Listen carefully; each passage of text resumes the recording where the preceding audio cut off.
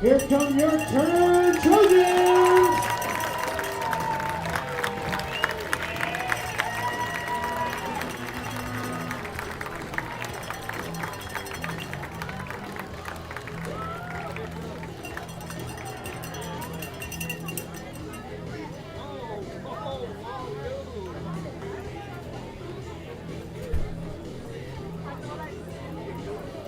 Good evening, ladies and gentlemen. Welcome to an evening of exciting football as the Turner Trojans host the Cougars of Clinton. Welcome to tonight's event. Thank you for coming and supporting both teams. The Capital Conference takes pride in good sportsmanship and having all fans represent their school in a positive manner. Please refrain from negative comments and taunting. We would like to thank the officials for being here, as they are the reason we are able to compete tonight. Please remember that your actions are a reflection of yourself, your school, and your community. We appreciate respectful behavior and good sportsmanship and wish the best of luck to both teams. To honor America and those defending our freedom, we ask those who are able to please stand, remove your hats, and place your hand over the heart, and join Turner Senior Vertibel Davis in the singing of our national anthem.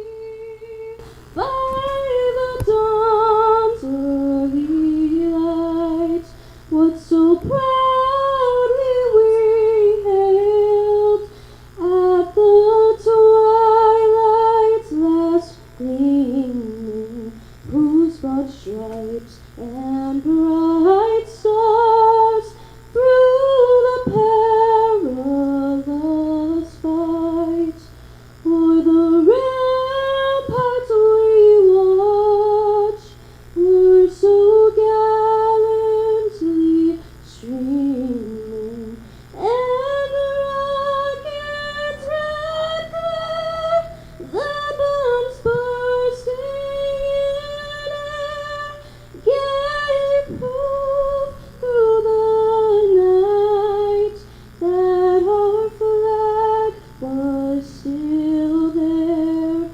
Oh, say does that star-spangled banner yet wave o'er the land of the free and the home of the brave.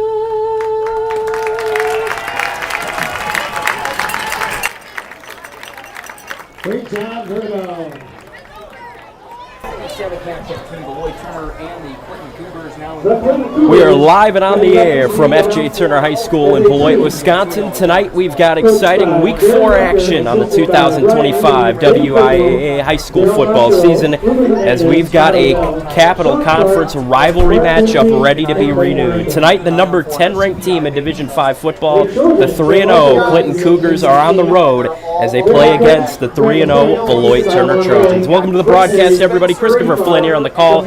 You're watching Trojans football live on the School District of Beloit Turner YouTube channel. It's going to be an exciting one tonight as Beloit Turner and Clinton renew arguably the biggest rivalry in the Capital Conference and one of the biggest athletic rivalries in southern Wisconsin. As these two teams, they've played for a long time, but Turner comes into tonight.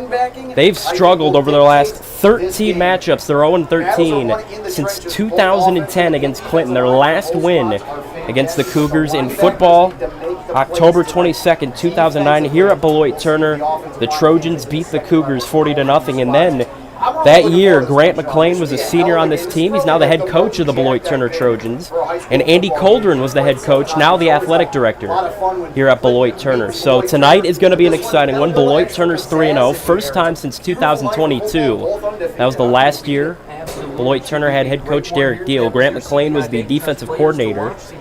This year, or the past 3 years, he's been both head coach and defensive coordinator. This year, he's actually also Turner's offensive line coach as well.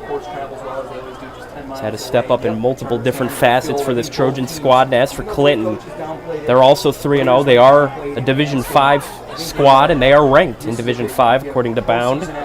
number 10 ranked team in Division 5 football. Both teams have been really good. Beloit Turner, 2 home games to kick off the season. This is their 3rd of 6, so we're halfway through now.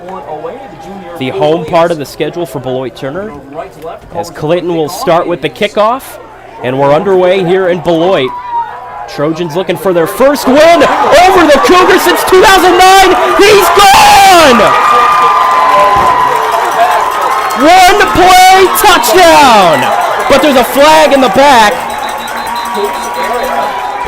Case Arrett with a spectacular return, but the penalty is on Beloit Turner, so the kickoff is going to get called back. The penalty goes against the Trojans. Illegal block in the back. A legal block in the back is the call. Turner is going to go backwards. Case Arrett, who has been a receiver primarily, especially the first 2 games against the Parkview Albany Vikings and the Delavan Darien Comets, he was lining up wide out. Last week he actually lined up alongside Rodriguez in the backfield. Arrett was a running back last week, and he was spectacular through the first 3 weeks of play. Arrett on the ground, 24 carries, 156 yards, 2 touchdowns, averaging 6.5 yards per carry, and his longest touchdown run for 19 yards. Very all-around piece for this offense, and now Jackson Wallinga leads the Turner offense out on the field shortly after they thought they had an early score, but a penalty called them back. Let's look at Jackson Wallinga, shall we? Wallinga, 30 years at quarterback. He started all 3 games so far for the Trojans, 27 for 49, 310 yards, 4 touchdowns to 2 picks to start 2025. Wallinga will line up in the gun. First play of the game, he'll take it up the middle. Nice little gain, and that will set up about 2nd and medium. Wallinga is definitely very mobile as well. This Turner offense really thrives on the run game this year. They got 476 yards as a squad. Wallinga's got 25 yards on the ground. Unfortunately, he's averaging less than a yard per carry. He's got 35 carries, but he does have 2 rushing touchdowns. Wallinga's been a really good quarterback, though, for the Trojans this year, and he's also been a big contributor defensively, as he's actually Turner's leader in defensive interceptions. He's got 3 on the defensive side. Here's a handoff. Alejandro Rodriguez, open room. He's got a first down. Rodriguez to the outside. Gonna break on through past the 50. Big first down for the Trojans. Alejandro Rodriguez is Turner's #1 rusher this year, the senior. He's 5'11", 195 pounds, in his 4th year of varsity. Leads the team in carries with 37. Leads the team in rushing yards with 189. Averages 5.1 yards per carry with 2 touchdowns. His longest touchdown carry for 12 yards came last week in the victory over the Bigfoot Chiefs on the road, 34-10. Turner, one of 3 teams coming to this week in the Capital with a Capital win. Clinton does not, but that's because they didn't play a conference game last week. They actually hosted Winnebago, and the Cougars got a big win there, winning 22-14 at home. This is the first conference game for the Cougars. Rest of the schedule is conference all the way. Here's the snap, handoff, Rodriguez to the outside. He's going to get a nice run, and he's going to get tackled shy of the first down marker. Alejandro Rodriguez starting this game off really good, and if they can keep pounding on the ground, that's going to be big. Mentioned it, 13 straight games. Turner's played Clinton and lost. It's a big rivalry. Turner and Clinton used to be Rock Valley teams in football. Last couple years, before last season actually, Clinton was in the Eastern Suburban Conference, Beloit Turner in the Capital. Those 2 teams actually met in 2023 in Clinton for a non-con matchup. Clinton ended up winning that. And then last year when Clinton joined the Capital, it was their first matchup in Clinton in Week 4. Cougars won in dominant fashion. Wallinga, 2nd down. Going to take it up the middle. Looks like he'll get a yard, half a yard roughly. It's going to now be 3rd down. Yeah, and just like that, when I say 3rd down and 3 for the Beloit Turner Trojans offense. Good drive so far, though, for Beloit Turner. They have been going on the ground heavily. We'll see on 3rd and 3 if they decide if they want to go on the ground again, as their running game has been pretty solid, or if they want to go through the air. Mentioned it's a very run-heavy offense. So is Clinton's, and we'll talk about that when they get on the field for the first time. We'll see what they do here. receiver left, 2 tight ends on the right side. Walinga's in the gun. 3rd and 2. Goes a little screen pass outside. The sophomore Bray Hurd makes a nice catch. But unfortunately, he's going to get tackled at about the line of scrimmage. It's going to be 4th down. Bray Hurd makes the catch for no gain, and Hurd this year, Turner's #1 receiver. He's been spectacular for the Trojans here in 2025. They threw an interception last week when we were calling the game on that very play. See what Turner decides to do. I see Atkinson in the huddle. I believe they're going to go for it here. Atkinson's their main punter, but he's also the Trojans' main tight end this year. Walinga will come back out, so they will go for it here, 4th and 2. They're in good field position, so if they don't get this, Clinton is going to be in a bit of a tough spot. Not too bad, though. They'll have decent field position, but it's a spot where Turner could certainly get away with going for it. But there's a penalty. Timeout, Trojans. Okay, there's a timeout, so ref threw the flag, but timeout called before the penalty. Bank of 30 seconds here listening to high school football on 1490 AM, 101.9 FM Iron Country, and online at ironcountry.fm. So now Turner's setting up 4th and 2. It's a timeout, Trojans timeout, and obviously Grant McLean going to go over the details here on this 4th and short for Beloit Turner. A lot at stake in this big matchup tonight, and a lot of good Capital Conference matchups here tonight if you want to follow along and pay attention to those. Lake Mills, the #4 ranked team in Division 4 in Wisconsin. They're on the road tonight against Belleville, their 3rd and final non-con matchup. Hellcats, led by quarterback Tyler Wolin, will welcome him in next week. Trojans will host the Hellcats in Week 5 of the 2025 season. First time they host Lake Mills since 2022. 22 to go, first quarter, early, crucial moment here. #5 ranked team in D4, Columbus, hosting Horicon, and the Bigfoot on the road against Lodi. My mistake, Columbus is on the road against Horicon. But we will get a play here. Walinga up the middle. He's got a first down. Jackson Walinga showing off the mobility. It's a tough play there, but the O-line really helped break a hole open for the mobile quarterback, and he gets a first down for the Trojans. Almost 4 minutes into the first quarter. Trojans have had the ball all 4 minutes so far. See what Walinga can do here. Now first down. Only one pass attempt on this opening drive. It was a catch by Bray Hurd, which got no gain, setting up 4th and 2. And then following that up, we just saw Walinga convert with the run. First down, Walinga. Snaps, hands off. Rodriguez. Oh, he's going to get eaten up quickly, but he's fighting for a gain, and he may get a little gain, but not much. Second down.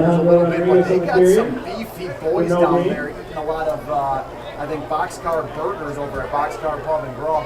I mean, they got some big gentlemen down there. Both teams have good lines. Turner has got a good O-line. One of their best O-lines in recent memory. First 3 weeks really helped them with that run game. Especially that Week 2 win, Delavan Darien. That was a big win for the Trojans. They won 21-20. That was the last home game we had here. Second down, Rodriguez going to break free. There's a penalty in the backfield. Rodriguez looks like he'll get a couple of yards, but we'll see what the flag is. Conference caliber lineman, but he's going to get tagged with a holding penalty there. Not much of a debate on that one. It's going to back Turner up to a second and long, unless Clinton wants to take the down. I don't think Rodriguez got too many yards there. Yeah, it might be an interest. It's either going to be like 3rd and 8 or 2nd and about 18. Looks like they're going to mark it back. Clinton head coach Darren Weicker is going to take it. They'll call the holding call there. Turner will go backwards. This one gets marked all the way back inside the 45. Clinton decided to accept the penalty. They will take the yards over the down. It's going to be second down to 19. Now Beloit Turner in a bit of trouble. They got a decent passing game, and I mentioned it. Bray Hurd, their #1 receiver, he's been spectacular. Case Errett's good in the passing game. Those have been their 2 main receivers, and Errett's been doing a little bit of everything for this Trojans team. Mentioned it was in the backfield last week. Spectacular running game. They actually won Grant McLean's gold standard brick last week. Walinga will take it up the middle. He's hit instantly, and he'll lose a couple yards. That's going to bring up 3rd and very, very long. Yeah, Sean, So now it's 3rd and the snap. That around 20 yards. Blitz. That was right up the middle. Joe Collins again didn't make the tackle. 3rd and 21 to be exact. Ball is at the Clinton blocked the center, and then, 44. The other linebacker came in, Carter Guile, and actually Or my made mistake, the Clinton play. 46. But Joe Collins eating up the blocker, and Guile coming in for the stop. Also the other linebacker. We'll see what Turner does here. You got to believe they're going to go deep pass here. And they can get those, but we'll see what the route combo is, and we'll see how Clinton defends it. Wallinga will line up with an empty backfield. 3 receivers to the top, 2 to the bottom. Rodriguez motions. Fakes the handoff. He's actually going to take it. Looks like they're not going to go for any type of passing. Gain a couple of yards, gets inside the 35 to maybe the 34. It's going to bring up 4th down to the punt team. And it looks like a gain of a couple yards. That's up 4th down. For the Trojans. Yeah, Nolan Miller was the outside linebacker here on the near side of the So now field. Turner is going to Near the, punt without a Turner doubt. sideline. They converted And one on the 4th run, down he this did drive, but motion. That was unfortunately didn't technically mean Nolan much Miller's guy, after but right when, they converted that. quarterback bothered They got that the holding center, call. supposed to be a quarterback Ended up couldn't get jet sweep couldn't get type, many yards type off that. play. And Carter Atkinson out to punt for the Trojans. Atkinson, This season for Beloit Turner. He has sent away 7 punts, 256 yards. He averages 36.6 yards per punt. That's a good punt. What a punt. Spectacular. It's going to go out of bounds at about the 5, maybe the 4. But just like that, Clinton's going to have a tough opening drive. And leading the Clinton offense out of the field, their quarterback, Peyton Hansen. Peyton Hansen this season so far has played all 3 games, 8 for 16, 60 yards, 7.5 yards per completion. 2 touchdowns to no picks. But Hansen isn't much of a passing quarterback. He is a very, very mobile quarterback. Hansen's actually Clinton's leading rusher, 78 carries, 330 yards, 4.2 yards per carry with 4 rushing touchdowns, with his longest going for 10 yards. Very excited to see what Hansen can do, but also excited to see what Turner can do to stop And don't forget Jackson Beaumont, that Clinton behind him. He's a run nice game. talent too. Those two are a problem for defense. Gotta definitely watch out for Hansen. Jackson Beaumont, the running back as well, has been really good. Snap, Hansen will take it, and they're going to get him almost instantly. Maybe just a yard or 2, so not a whole lot doing there on 1st down. So Hansen will get past the line of scrimmage and get about a yard. It's going to be 2nd down. Peyton Hansen, though, he's been really good on the ground. But like I mentioned, this Clinton team does not thrive in the passing game. If Turner can stop the run game, that may force Clinton to pass, and that may force some mistakes. Last year, Hansen, his first year actually behind center, he had 6 games. He went 13 for 29, 212 yards, a touchdown, and 2 picks. He didn't pass much at all. He's only got 272 career passing yards. 4:25 to go, first quarter. And 9 total games coming into tonight. So we'll see how Turner stops the run game. 2nd and 8. Going to keep it himself, trying to go off the left side. And he's got a little room. And he's able to get past the 10-yard line. Nice gain. He'll get shy of the 1st down. About the 11.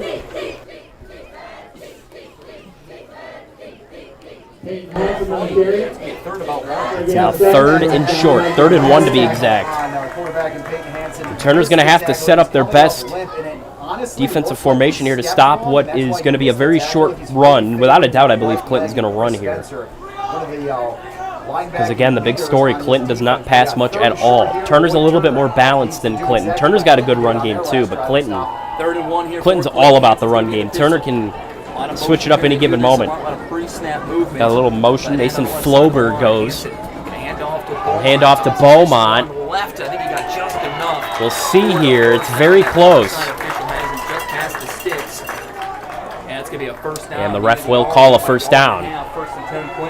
Following the blocks of that left side of the offense. Not a bad little drive so far for Clinton. Turner's been able to prevent Clinton from any big runs so far. And what is a spectacular run attack, so we'll see what the Trojans can do. They got a very good D-line, though. The Turner Trojans D-line from left to right. They got Jade Kasich, Owen McKinney as their ends. Caden Jordan, Deacon Krause as their tackles. Those 4 guys have been spectacular on the line this season. Aiden Moore also steps up every once in a while. He's good. Beaumont up the middle, tackled instantly. Hammered down. No Maybe a on the gain play, gonna bring up of like second and half a 10. yard, but it looks like they won't really give him anything. It's 2nd and 10. So far this season, this being the third, and one Clinton game, this being the second. Going on The the thing that's carry, really no impressed me, gain. Sean, about both these defenses. Clinton's run game, they're very adamant about it here so far, and Turner's been able to prevent I mean, these guys are flowing those to it. big yards. And, Clinton that was a is run good right with up the middle, so you Beaumont. expect a lot of blue on the defense to Clinton's be leading out there, but running the back, hasn't been able to get much at all. He's got 39 both carries this year, 164 yards, Second and 10. averaging 4.2 yards per carry, but he's yet to score a touchdown on the ground for Clinton. All their rushing touchdowns have been Peyton Hansen. Did they get him to jump? Penalty flag, and it is on Turner. The penalty on the play goes against the Trojans. And it's going to be a free 5 yards there for Offside. Yeah, unfortunately, The there's 5-yard about penalty. 3 blue jerseys. Going to call the offsides, 5-yard gain there for Clinton. It's going to be 2nd and 5 now. Right side of this head coach Grant McClain coach defense. Turner's got to do a little bit better about that. First couple of weeks of the season, those home games against Parkview Albany and Delaware Darien. Turner had issues with the penalties. Week 3 against Bigfoot, they've cleaned up some things by that point, but Clinton's always a game that kind of has you reset. They'll hand it off. He goes to the outside looking for a first down. And it looks like he definitely got that first, or we'll see actually. Yes, it is. It is enough for a first. Got it at about around the first down marker where he needed to go. And now we're in the final 2 minutes of the first quarter here. We're seeing kind of a replay of the Packer game last night. Their 2 first touchdown drives, well over 90 yards. Clinton out of the shadow of their own goalpost. That offensive line is kind of Offense breaks apart the huddle. Clinton's been all run game here so far. Sometimes that really helps you in your passing game. If you run a bunch, defense is going to expect run. Maybe break open a pass. We'll see if Clinton decides to do that at some point. Fakes a handoff. Hansen takes it himself, and he's eaten up instantly. Aiden Moore was in there. Caden Jordan. Initial contact, loss of a yard, 2nd and 11. Yeah, Aiden Moore also big on that stop as well. Great job by Jordan this season's been spectacular as a sophomore this year, and Jordan last season for Beloit Turner. As a freshman, made all capital second team defensive line. This year, you best believe he's going to get more honors as he's been really good in the first 2 years of his varsity career here at Beloit Turner. He's got 2 more awaiting him after this. 2nd and 11. Hansen fakes a handoff. He passes to the outside. Nice gain. He breaks free. First down, and he's down at the 45. That was a really good play by Clinton and Turner. That's what I mentioned. If Clinton gets the run game going, Turner's going to expect the run. And then Clinton can break off a play like that and get good yards in the pass game.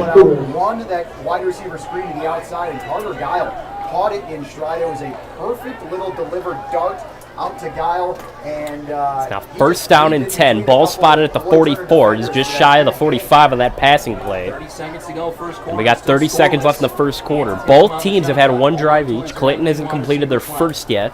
This is still their first drive, but both teams had long, methodical drives, especially Clinton here. Hansen takes it up the middle and instantly taken down.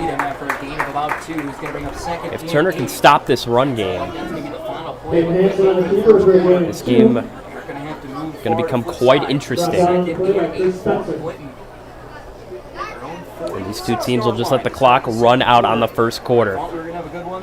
And we've had a very good game so far. Both teams with long drives that take us to the end of the first quarter. It's tied at 0 as we are going to take a quick little break, and we'll be ready to start the second quarter. Don't go anywhere. You're watching Trojans Football Live on the School District of Beloit Turner YouTube channel.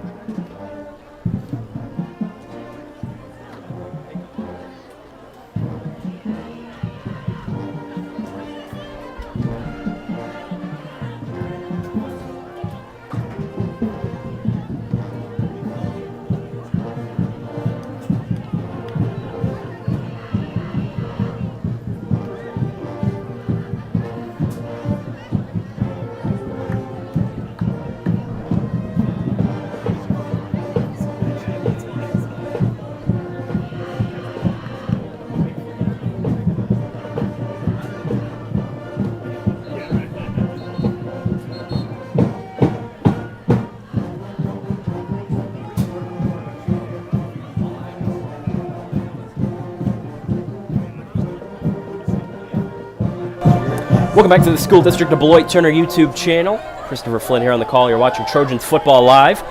As Clinton's got the football right now, 2nd down and 9. Ball located at their own 46 as we start the second quarter. Quick pass, and he's going to get eaten up in the backfield. No gain as he loses a lot. And that's a hot start for the Trojans defense here in the second quarter. If you missed the first quarter, both teams had the football. Turner had one complete drive. They had a punt at the end of it. Clinton, this is still their first drive.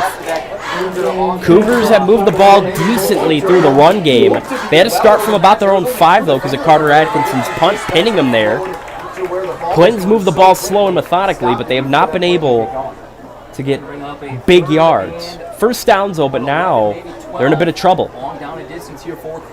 3rd and around 12 yards to go to get the first. We'll see if what they decide to do if they don't get the first here. One of the best run games in the teams in the conference. This has got a chance, and he's going to go out, or not out, but he's going to be tackled inbounds around the sideline as Peyton Tucker gets in there and gets him. Tucker has been a spectacular safety this year. 10 total tackles coming tonight. He's got 1 pick, 2 pass deflections, and a pick-6 touchdown, actually. Tucker got that in week 2, our last home game against Delavan Darien. That was the first touchdown that blew up a wide-open comeback for the Trojans. They were down 7-0 in that first, 14-0, my mistake, in the first half. Tucker got that touchdown, cut it in half. It was actually 13-0, my mistake, 13-0. Tucker scored that pick-6 touchdown. Trojans would get 2 in the second half. Delavan Darien only 1 to win that game for the Trojans. Nice little punt there, gets past the 30, past the 25. And inside the 20, in between the 15 and the 20. And that's where Turner will start this drive. It's their second drive of the game.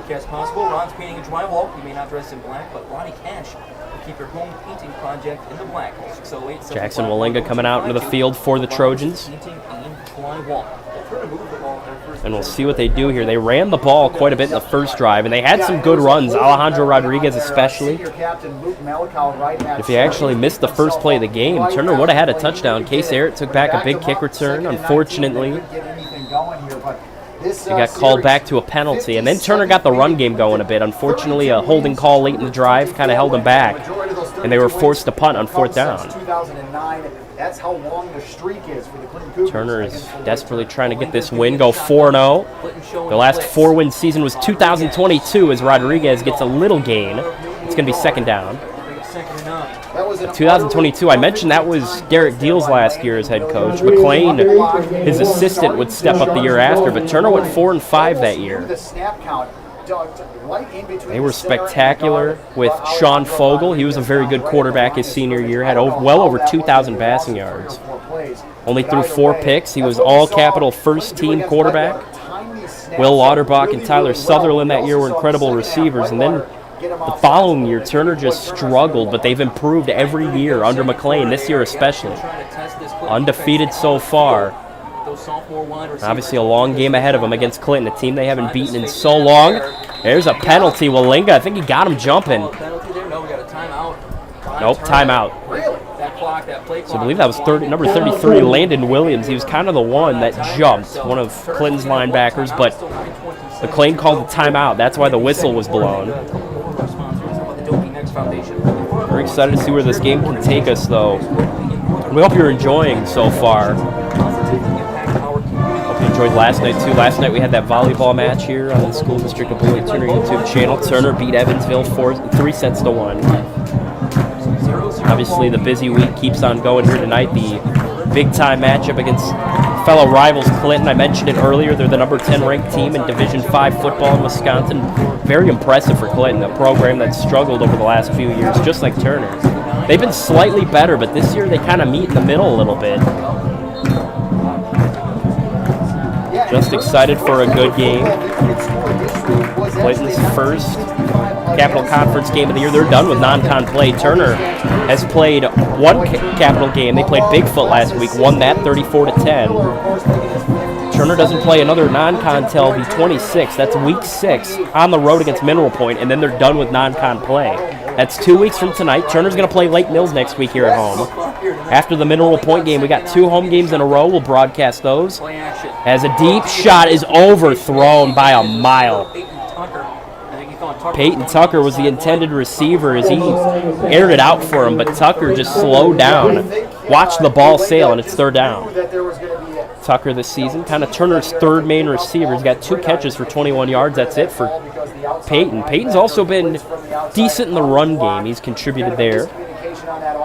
Tucker on the ground has got 3 carries for 34 yards, averaging 11.3 yards per carry. So he's good in the run game. He's also one of their main returners. He gets some kick returns and punt returns. And then Tucker obviously being one of Turner's main safeties. He's been really good defensively last year and this year. Both years that he's really stepped up. He was on the varsity squad as a freshman. He didn't play much, obviously. The last year he stepped up as a sophomore. 3rd and 9. Walinga passes. His pass caught. Wide open Case Eric. First down. Trying to juke him out. He does get tackled, but he's going to get a big first down. Case Eric, his 6th catch of the 2025 season as a sophomore. Coming into tonight, 5 catches, 51 yards, and a touchdown. That went for 19 yards. I may have mentioned that already, but Case Eric been a big contributor on the offense this year, especially in the run game. And it looks like tonight they're not going to really utilize him much in the run game. See what they do, especially with Keon Smith. He's been kind of banged up a little bit over the last few weeks. Smith, week 1, had a spectacular week, and so far this year, Smith's got 6 carries for 93 yards and a touchdown. If you watch that Parkview game, he was the one that broke off the 73-yard rushing touchdown, but again, he's been out the last couple of weeks. Takes it up the middle, gets a nice little gain there. Or my mistake, I actually looked at the wrong guy. Loss of a yard. It's actually good blocking there by, or not good blocking, good play in the trenches by Clinton. Turner's blocking broke apart. For the most part, though, their O-line's been good. Deacon Krause, Owen McKinney, their main tackles. Jade Kasich and Kate Jordan, their main guards. And then Luke Malkow, their center, is actually the only current Trojan who's had all-capital honors multiple times in his career. Only current Trojan. 2-time all-capital first-team offensive lineman, 2023 and 2024, the last 2 years.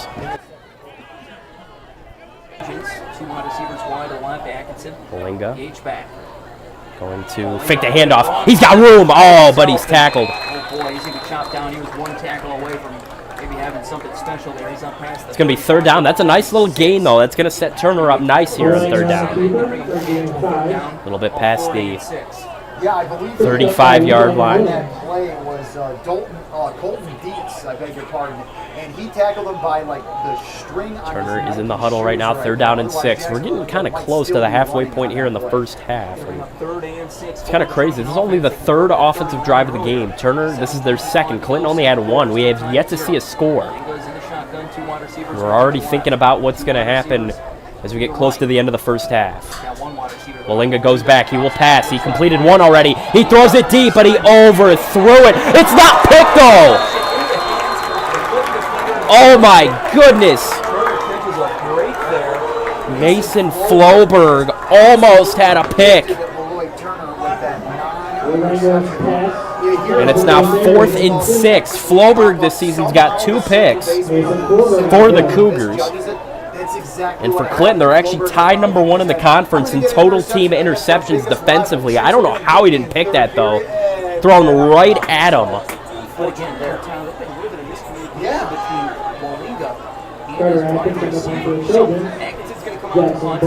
Floberg, muffed pick attempt there, and now Carter Atkinson will get another punt away. His first punt spectacular. It's a little bit farther back, though, on this one. That's a good punt. It's going to go over the 40. Bounce out of bounds. Passes it around the 35, and that's where the Cougars will start drive number 2. So this is our now 4th offensive drive combined between the 2 teams. And yes, we are in the 2nd quarter. 7:02 to go. Neither team's been able to get close to a touchdown. The closest we had, again, kick return of the opening play by Case Eric, but penalty called it back. And if that touchdown were to stand, this game would be completely different right now, I believe. Clinton would be playing a little different. I think Turner would be playing very different as well. way. now it's Luckily first enough, down and 10 his second Cougars. last pass wasn't intercepted, Peyton but Hansen that leading one, that Clinton offense out on the field. First and 10 for Clinton at their own 35. We'll see what they can do. Hansen's going to be in the pistol for the Cougars. Two wide receivers. Here's the snap. Hansen fakes a handoff, gets a little blocking up the middle, gets a couple of yards, but he's hit really hard. Paid the price. I'm not. Hansen bounced up fine, but boy, oh boy, it was a gain of 3, maybe 4 yards. Looks like Hansen's fine. That was a tough hit he took. That Turner D-line very aggressive. Lowered the boom there, kind of getting up as that sophomore defensive tackle that we call all the time, Caden Jordan. I don't think it was him. But now Hansen will set up here. Second down and 7 for the Cougars. They need something big here. Both teams right now looking for something big. We still got a long football game to go, but obviously if you can take control, that really changes the mentality on both sides. As Hansen once again takes it himself. It's going to be turned upfield for a first down, or maybe pitched it. Sticks. Beaumont, there was a late pitch by Hansen. Yeah, late pitch there by short. Hansen, and Beaumont not able to get the first. That looked like a first down, but he must have been ushered out of bounds just slightly early. So third. Called the whistle a little late, but they will call him short of the first down by about 3 yards. It's third down. 2 or 3 first downs just Again, here, even if it's third down, you got to expect Clinton with the run game, but they can sprinkle in the passing attack. And when the run game's good, the pass game's good too for Clinton. Second quarter, 3rd and 3 for Clinton at their own at 43. Third down. Receivers wide right, tight end left side of the line. Here's a snap. Hansen Take it to the outside. Hansen. Power cuts it up. He's got the Does he first get it? down. I think he does. Pushed out of bounds on the far sideline at about the 47-yard line. Gain of 4 on 3rd and 3 to be enough for a first down. And they do give it to him by about a yard. I almost anticipate that play. 3rd and short. You have a running quarterback. Owen McKinney coming in for the The Trojans. side of the field is where Clinton is at. They were on that far hash. He's taking out Aiden Moore, and Owen McKinney this year is a senior, second year of varsity. He didn't debut last year, though. His freshman year, he was rostered on the varsity squad, but he didn't play the last 2 years because he wasn't at Beloit Turner. Kind of a big storyline out of him. He stepped up here his senior year, though, in his return to the school district of Beloit Turner, and he's been good. 6 tackles this year, sack and a half, and 3.5 tackle for losses for the senior edge rusher. Up the middle, Hansen takes it, gets a nice little gain. He'll get it past the midfield marker.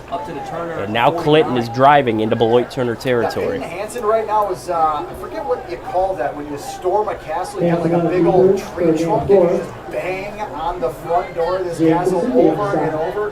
These 3rd and 4 yard gains are just what Hansen's doing right now, lowering his head. Just Clinton in the huddle right now. Second down and 7. Beloit Turner desperately needing to stop here. Last drive, Turner did a good job late in the drive to prevent Clinton from getting much and forcing them to punt, but this drive could be very different. Hansen in the gun. Taking himself to the outside. And he's going to be able to spin through and get some yards. I'm going to call him about down at the 45. It's going to be third down and short. Hansen is kind of built like a bulldog, almost more like a pit bull. He's very, very athletic. He's not like super Peyton short Hansen's and been having a stout, very good but run game so far. That's been the big story this season for the Clinton offense. I mentioned just how good their run game is, and it's all behind Peyton Hansen. And again, the big thing that Turner has to answer is how can they stop the run game? That's when things really open up for the Trojans. They're down and 2. Got to expect the run here. Hansen up the gut. I think he got another first down despite the aggressive look by Beloit Turner. Yeah, that was 100% injured. And we got an injury timeout real quick. A Clinton player down. Trainer will run out real quick to take a look. Teammates are telling him to sit back down, but Peyton Hansen almost did a false step on that play. He saw the blitz coming right up the middle. When we come back from this little injury timeout, though, Clinton will have a first down. Really, he just kind of took a step to the left, waiting for the blocks to Clinton develop, moving into Turner territory. It's been a very good drive so far for the Cougars. That was a great play by Peyton Hansen's taking the ball almost every time. Like I mentioned, he is Clinton's leading rusher despite being the quarterback. And he allowed his left guard to kind of step in and block. I believe Valinga last year for Turner was the leading rusher despite being the quarterback. Ball game still. Sean Maloney, Tyler Zavonski here. And some of our sponsors for making Turner had podcast Jamari possible. Smith and Alejandro Rodriguez, their two main running backs from a season ago. Clinton player is up and moving. From my angle, looks like 65, maybe that would be the sophomore Caden Taplin. If I'm not mistaken, I believe that's what I saw.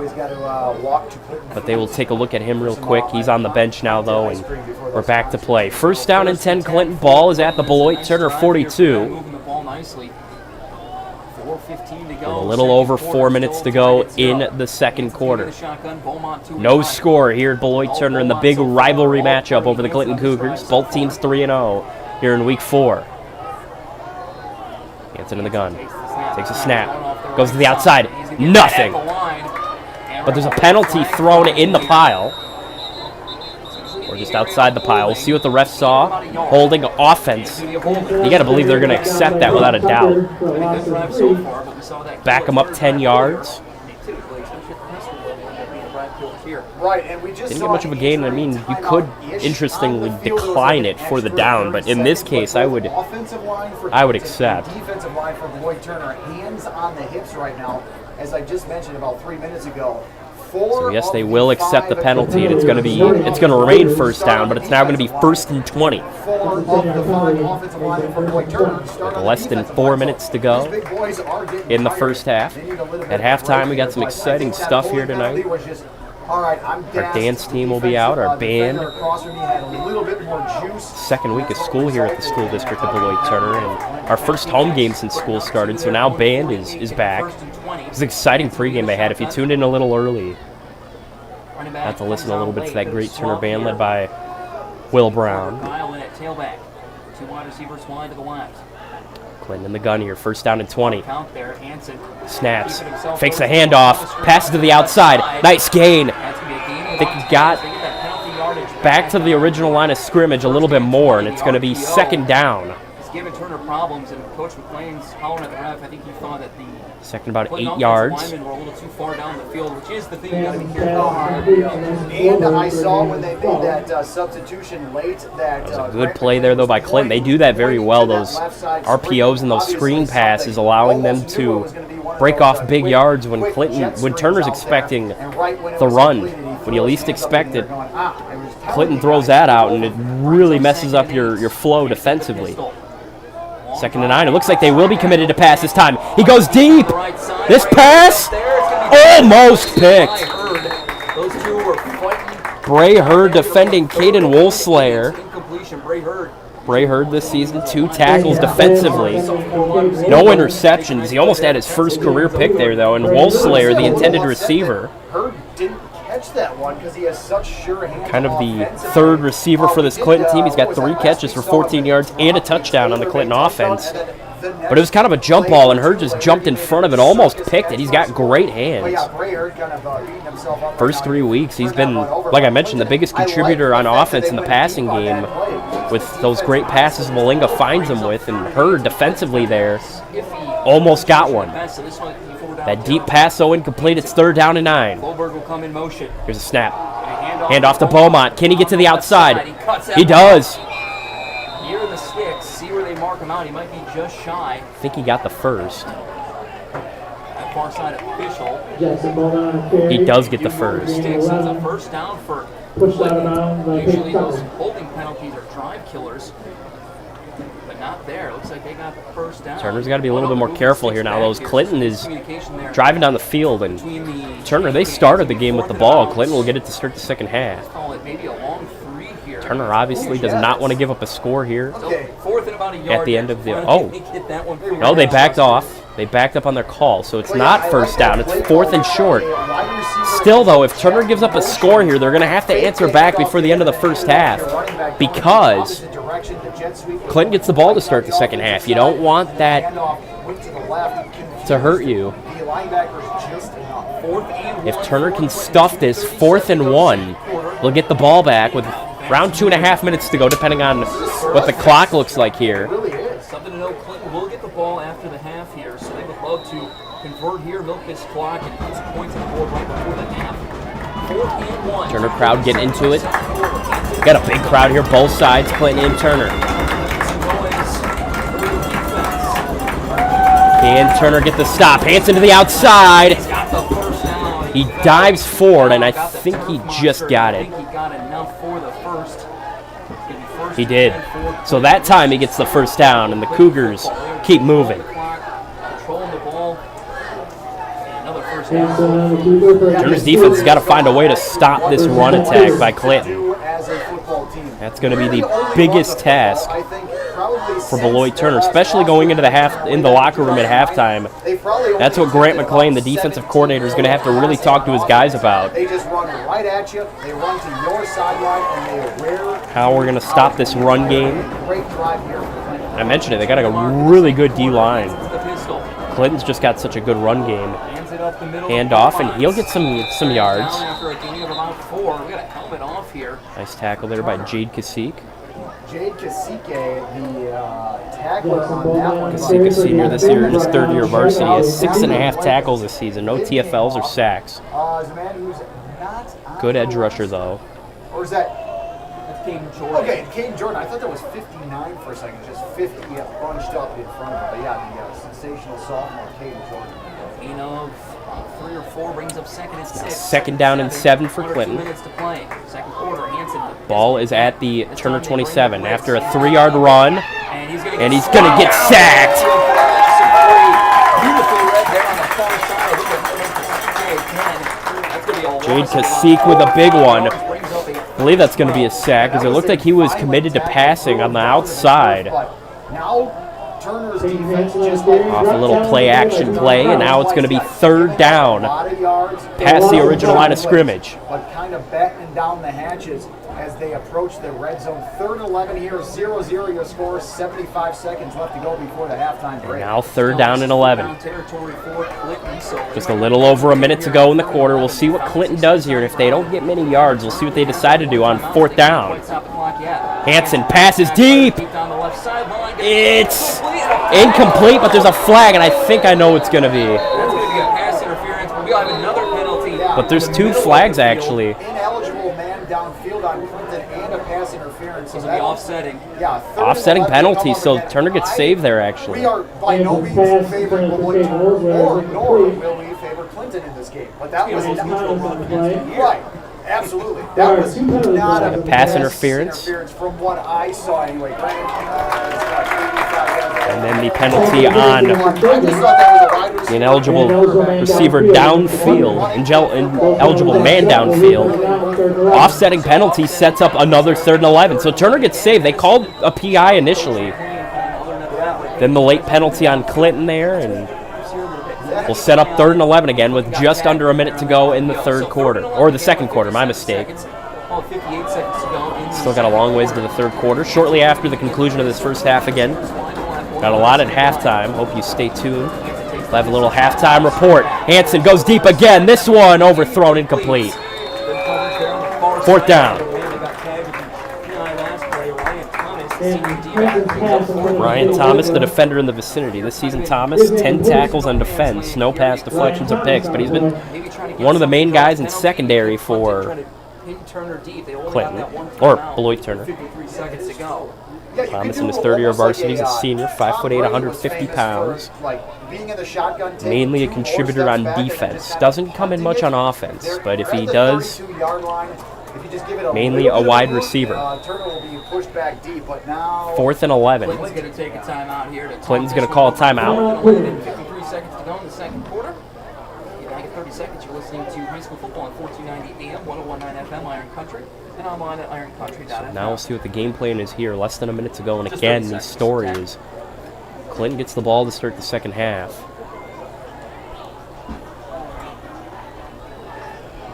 Clinton should be out there to punt. They had a good drive going, very long drive, but Turner just in the end there was able to stop him, and I talked about it a little bit earlier. If Turner's able to stop the run game and force Clinton to pass, that could really benefit him. Bray Hurd almost got a pick earlier. The last 2 passes, first one started with a PI and then a Clinton offensive penalty offsetting. Set up another 3rd and 11. Hanson almost went the same play, and Thomas really close coverage to prevent the pass. And now 4th down and 11. Hope you're enjoying this big Friday Night Lights game. Trojans and Cougars. Biggest rivalry, arguably, in the Capital. That's arguable, though, obviously. A lot of great Capital Conference teams. You got Columbus and Lake Mills. They're both top 10 ranked teams in Division 4. Lodi is usually very good. They started the year off pretty solid. They were top 10 first couple of weeks, but they are now outside the top 10 with a 2-1 record. It's going to be 4th and 11. They will pass.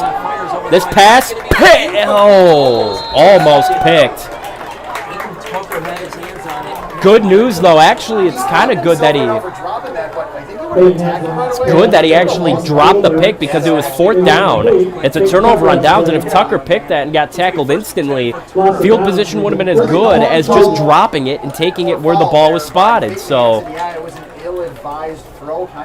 that's good for Beloit Turner. They got 48 seconds, though. And we'll see what their decision-making is here, especially if they want to score. And if they can get into field goal range, maybe, they could even try to kick a field goal. Connor Dunaway, their kicker this year, has been solid. He's yet to kick any field goals, but he's 11 for 12 on PAT attempts. Not many kickers in the Capital have kicked field goals at all this season anyway. I believe it was Bigfoot and Lake Mills. Clinton goes for a lot of two-point conversions as Walinga runs it. Clinton doesn't even kick the ball much at all, though. They go for a lot of two-point conversions, so expect that if Clinton scores any touchdowns tonight, not kicking extra points, but going for twos. Nonetheless, big run by Walinga. He gets a first down, and we got a little over 30 seconds to go in the first half. Walinga will snap, and they will play it. Pass is incomplete to Peyton Tucker. Just could not hold on to it. It's right in the hands, too. That's a good pass. If he made that catch, he could have gotten maybe around shy of the first down marker, maybe make a man miss and get a first down. But he's right along the sideline there. He could have easily ran out if he caught that and stopped the clock and get a gain, but instead the clock stops because of the incomplete pass. 2nd and 10, ball's at the 44 in Turner's own territory.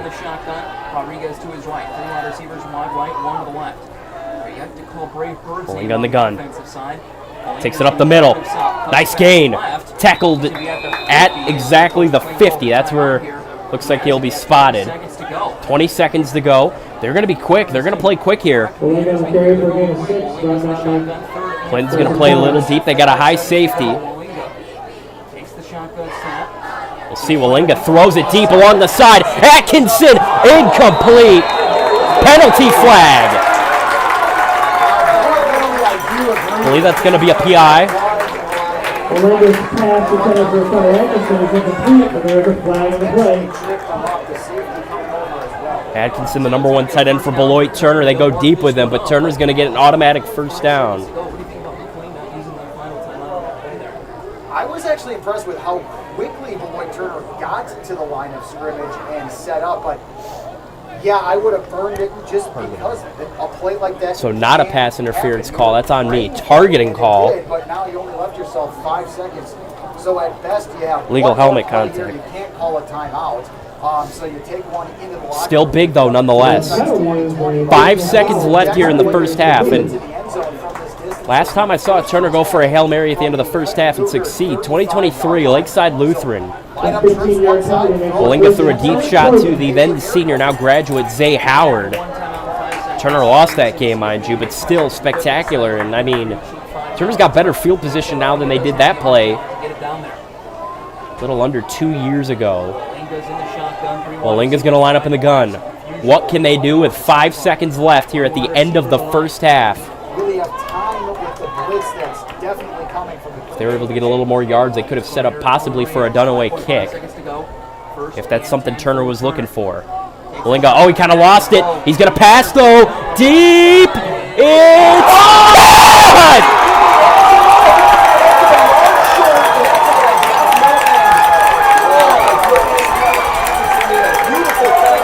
What a catch!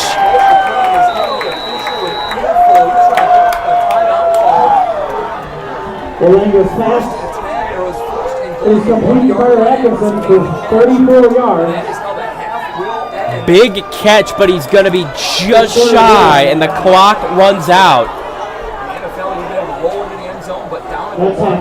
Oh my goodness, that was a spectacular catch there by Beloit Turner, but just shy of what would have been the game's first score. The Sins Radisky halftime show is coming up. After this, you're listening to Mr. Football 14-9. Going to review that play real quick on our end as the two teams will run off. But Wallinga, he lost the snap. He was able to pick it back up, threw it deep.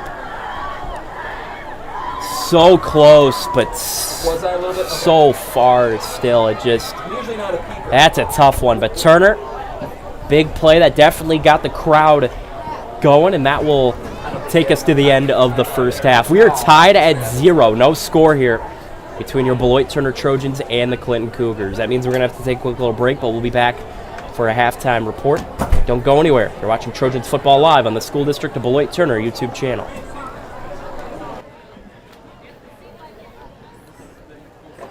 For your halftime entertainment, the Turner Dance Team.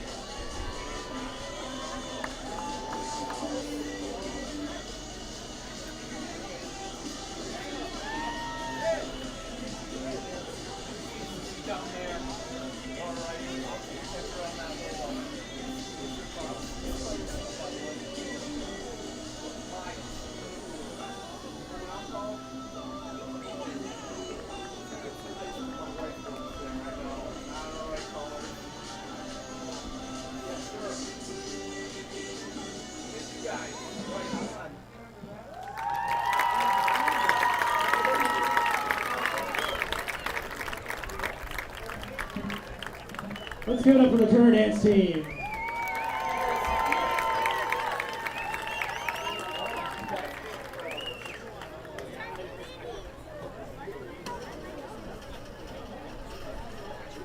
And now, please join me in welcoming the Turner High School Marching Band under the direction of drum majors Harmony Moore-Ewing and Braden Troxel.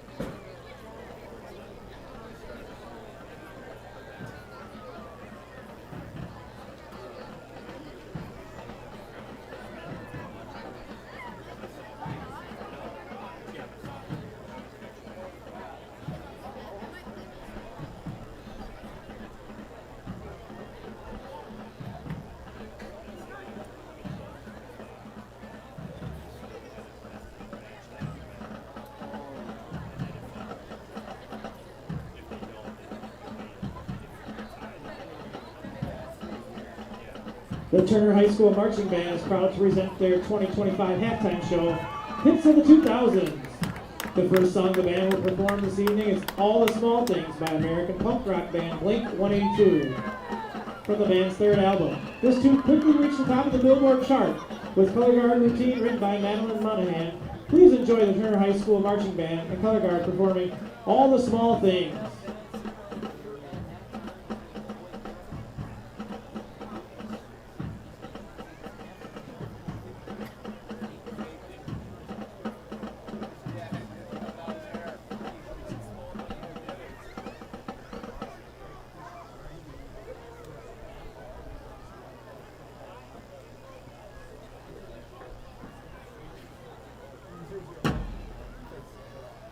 They certainly have. And 7.5 seconds before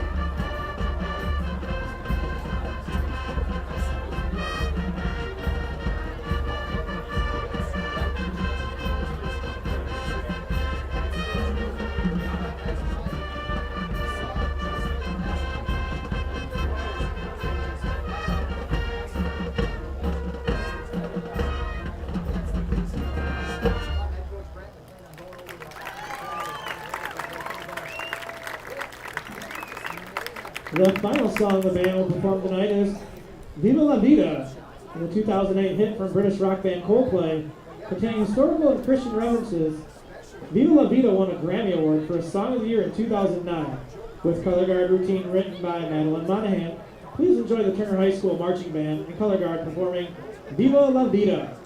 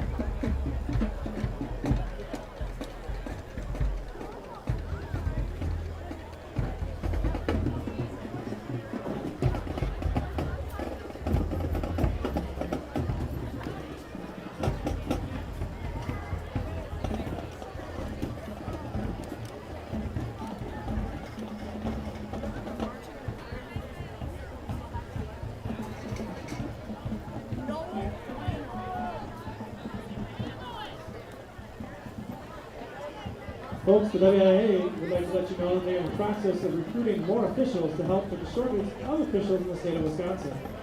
If you would like to make a positive impact, please go to WIAA.wi.org and click the officials tab.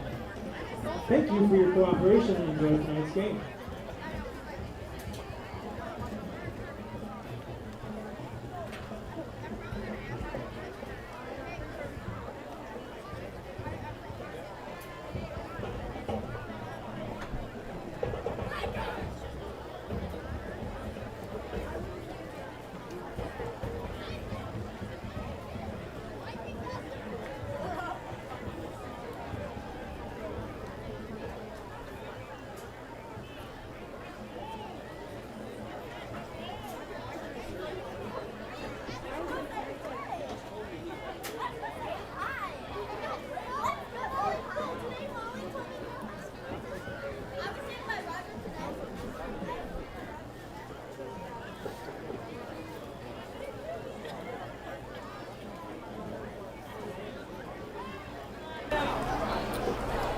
Welcome back from the School District of Beloit Turner YouTube channel. Christopher Flynn here with you guys. It's Trojans football as we've got the halftime.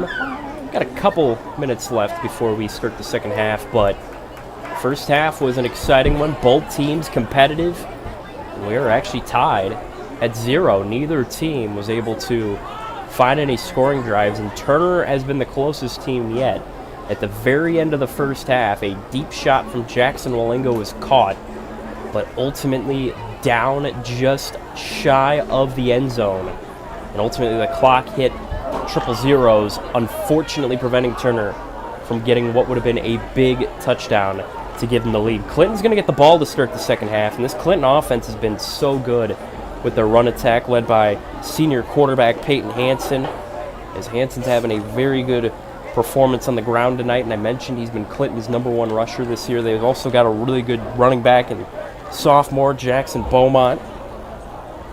It's going to be quite exciting to see how the second half unfolds though for these two teams. Clinton, there was a few times where Turner was able to get some stops in the run game. About third down, Clinton was forced to pass, and every time they've passed, especially the deep pass shots down the field, they have not been able to really get much. Especially towards the end of the first half, Clinton had their last drive before Turner took over. It was 3rd and 11. Hansen threw it deep down the field, and it was incomplete. There was a pass interference call on Turner, but there was also an eligible man downfield for Clinton. Offsetting penalty set up 3rd and 11 again. Clinton kind of went the same play, and that time incomplete. Then Clinton decided to go for it on 4th. Almost threw a pick to Peyton Tucker. Turner would get the ball. They had some good plays and set themselves nicely into Clinton territory before, obviously, that pass from Wallinga was caught at the goal line, but unfortunately just shy of being a touchdown. Turner here in the second half, they're going to have to really stop the run game, especially as we start, because Clinton, again, another reminder, the Cougars do get the ball to kick off the first half. And as for Clinton, 0-0 ball game here at halftime. They will have to. Insurance agency. Well, it's kind of tricky to go over what Clinton needs to do. Clinton, I mean, offensively, they've been really good. Their run game's been great. They're going to have to keep going with that, and they're going to have to be a little bit more consistent, especially as the drive goes on. And as for defensively, Turner's had some struggles. Deep passes, though. Turner's almost gotten away with a couple of those as the game's gone on.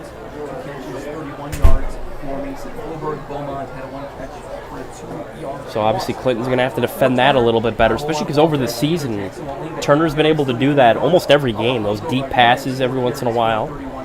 Bray Hurd's been the main guy doing that. Hurd's been, oh my goodness, Bray Hurd's been spectacular here in 2025. He almost got a pick tonight, too. That would have been his first career pick on the defensive side, but he unfortunately couldn't haul it in.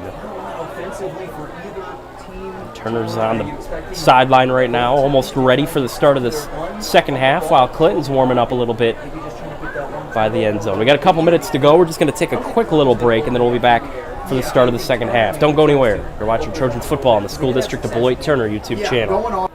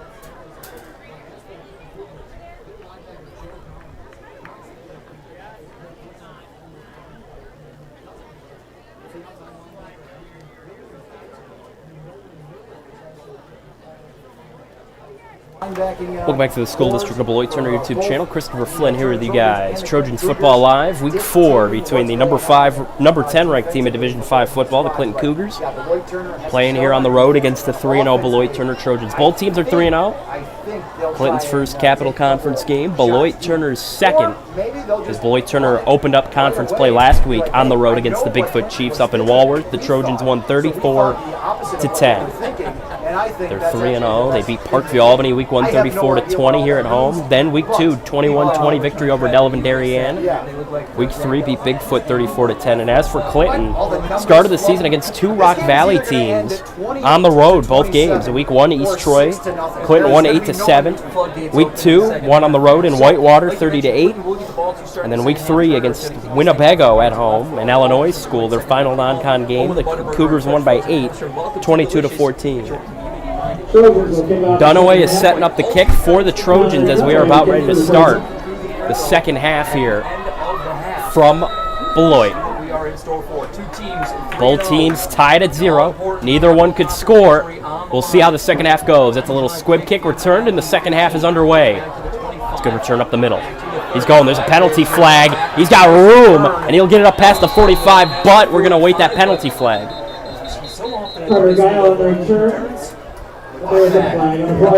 And I think they could have actually thrown. And it is on the Cougars, so they will go backwards. That's a good kick return. We've only seen 2 official kick returns in this game, the one to start the game and the one to start the second half. Both were spectacular, but both got called back for penalties. Turner would have had a touchdown, and Clinton would have had great field position to start the second half. All right, folks. It's time to get your 50 seconds out. Now the question is, how can Turner stop what has been a very good run game by Clinton? While it's been a good run game, they have not been able to figure things out to get down to the other side of the field. 2, 3, 8, 7, 4, So first and 10, 6, 9, 2. Got a big crowd here in Beloit. 7, 4. Probably the biggest crowd we've had in one of our first 3 home games. We got 3 more home games we're broadcasting this season. Week 5 next week against Lake Mills. Week 7 and 8. Ball's out! Who's got it? I think Clinton jumps on it. There's a Turner helmet out. Turner lid off there. Clinton's got to get those boys to get their helmet strapped up. That's a tough play for Clinton nonetheless, though. They're going to lose some yards on that fumble. Lost helmet, but it was a loss of 2. And it looks like it was, I believe, Caden Jordan, the defensive tackle, who lost his helmet. The sophomore, who, again, big story about him. He's been spectacular to start his varsity career. It's not his first year, it's his second year, because last year as a freshman he contributed quite a bit. 5'11", 255 pounds. Uses that big size on the interior to really help, especially on those interior runs. That's why Clinton hasn't been able to get much on the inside. Comes in motion in front of him. Second and 13. Hansen takes it up the middle. Not able to get much. Those, like I said, those interior runs, Turner's been able to stop those quite well. When they get to the outside, though, that's when Turner kind of loses leverage and Clinton's able to get big yards. It's about 3rd down, 9 to go. Great contingent of Clinton Cougar fans too. We're going with the neon. 3rd and 10 on the scoreboard. We'll see what Turner can do to stop Clinton here. You got to believe Clinton's probably going to pass. Not seeing much scoring, but a great game nonetheless. Clinton has run the ball in these situations a couple times, and they've gotten good yards, so maybe they will trust their run attack, but every time they pass here, it hasn't worked out quite well for them, especially those deep passes down the field. Take it himself. Outside again. Those outside runs really form up, but that one didn't. That's going to go out at around the line of scrimmage, so it's going to be 4th down. Maybe a yard. Looks like they'll give him a yard. And it's going to be 4th down Clinton. And we will get a punt here. Without a doubt, you get a punt in this situation because if you go for it, you can't get it. Turner's given some incredible field position that they can take advantage of. Peyton Tucker's going to be back to return. Tucker, very big Swiss Army knife for the Beloit Turner squad, both offensively and defensively. We'll see what he can do on this punt return. This one, oh, that's a very short punt. That's going to go out past the 40, I would say about the 43. third quarter. Pardon me. 0-0 ball game. So Turner's going to have decent field position off of what was a very short punt, allowing the Trojans to take over. First and 10, ball is at the Clinton 43. Wallinga leads the offense out on the field. Wallinga this season, just an overview of those stats coming in tonight. 310 yards, 4 touchdowns, 2 picks, 27 for 49. 11.5 yards per completion. That's the season stats. He hasn't been too bad in the passing attack tonight. As they give it off to Rodriguez, he uses that power. Nice gain by the senior. And Wallinga, that was a good fake by Jackson Wallinga. Usually in those run plays, quarterbacks can indirectly really affect how a run goes, because Wallinga, shortly after handing it off, ran into a defender like he had the ball and kind of did a bait move there. So Rodriguez is able to get a nice gain, setting up second down. Rodriguez and almost tackling him to the ground, moving him forward too, which was a good move. Brings up 2nd and 4 at the Clinton. Scoreboard says third down. It's actually second down. As Rodriguez breaks off a tackler, he gets a nice run. Not quite enough for a first. It's now third down, but it's going to be third and short as Rodriguez using that incredible power, that 5'11", 195-pound frame. Well, that senior, without a doubt, their biggest running back. And he's obviously their most impactful power back. Arrett and Smith, both very fast. Arrett obviously contributing both in the receiving and running game, like I mentioned earlier in the broadcast. 3rd and 2. They do have Rodriguez in the backfield. We'll see if they want to go run or if they decide pass. Oh, ball's out! Wallinga jumps on it. It's going to be 4th down as they lose quite a bit there. Wallinga a little slow to get up. He's had a little injury bug over his career at Turner, but he's never been significantly injured or he's had to miss significant time. Obviously, you don't want to think about that right now, but Wallinga's good. He's back out on the field, though. I think they're going to go for it here in Clinton territory. They got the ball at the 42. It's 4th down and 9. Wallinga will line up in the gun. Pass is expected here. The pass game can be nasty, especially with Hurd and Arrett as their 2 main receivers. Pressure over the middle. He's got mobility, but he doesn't let go of it. He's sacked behind the midfield marker, and Clinton will get decent field position to start this drive. 4 minutes into the 3rd quarter. And still neither team has scored here in week 4. In one of the biggest athletic rivalries in southern Wisconsin.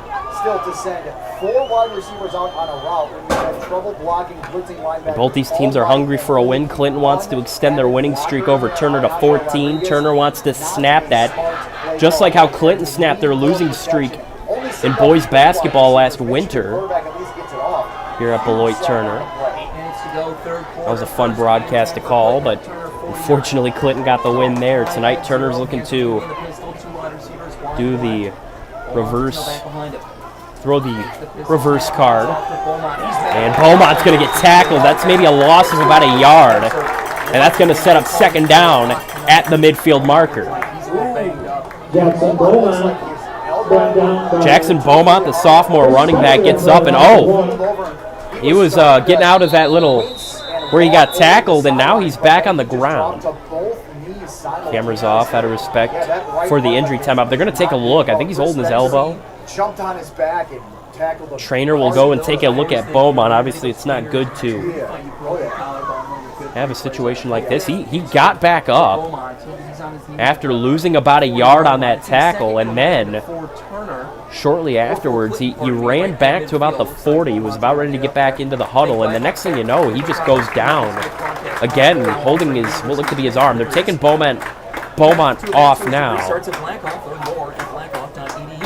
City Tire and Auto Service. For over 30 years, the Eggers family has dedicated their lives to offering the area's best prices on new and used tires and exceptional So Beaumont will be taken back to the sideline. Not a good injury to have, especially for Clinton. Jackson Beaumont, very good running back for this Clinton team. He's a sophomore too, 5'7", 147 pounds. He's a small running back, but he contributes heavily.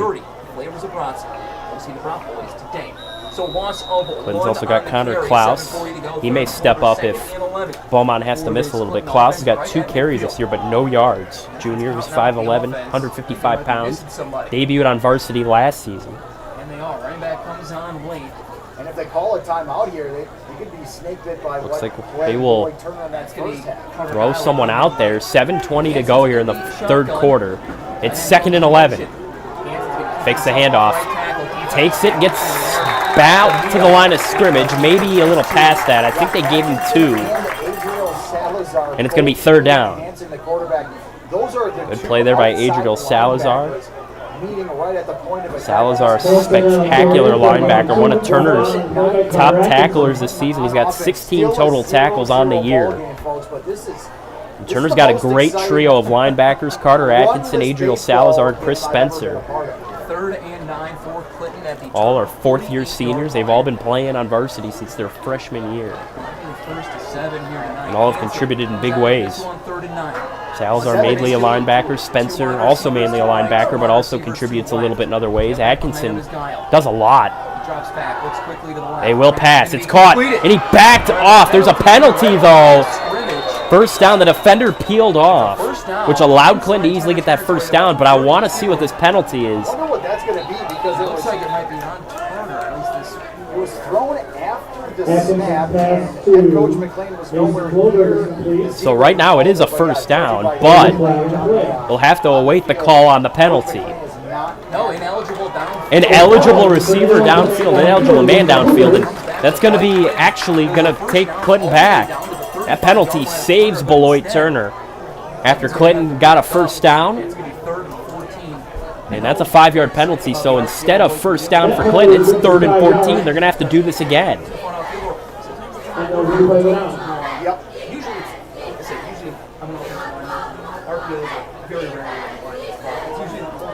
Now Clinton's in a bit of trouble. They got a nice pass on that last play, but I mentioned it, defender peeled off. He just backed off behind the first down marker, giving the Clinton receiver open room to get to the first down marker.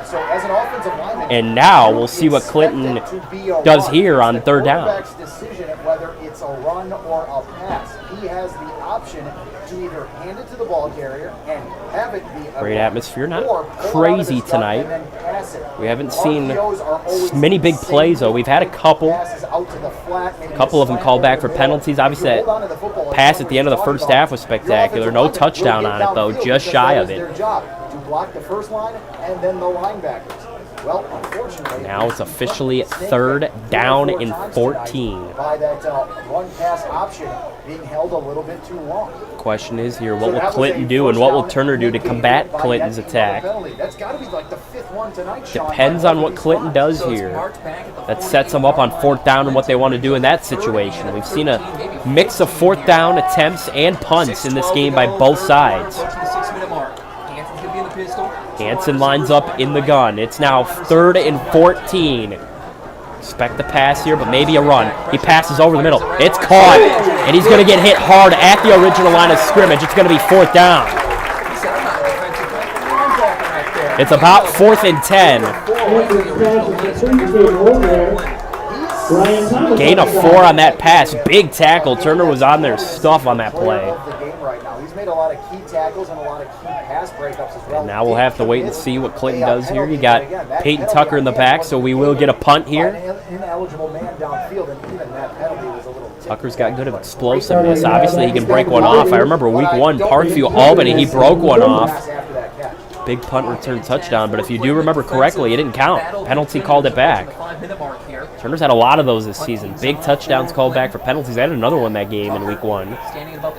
Carter Atkinson made a big catch for over 50 yards, a receiving touchdown. There's a penalty, but that touchdown delay a game, so they're going to move back another 5. 5-yard penalty, still 4th down.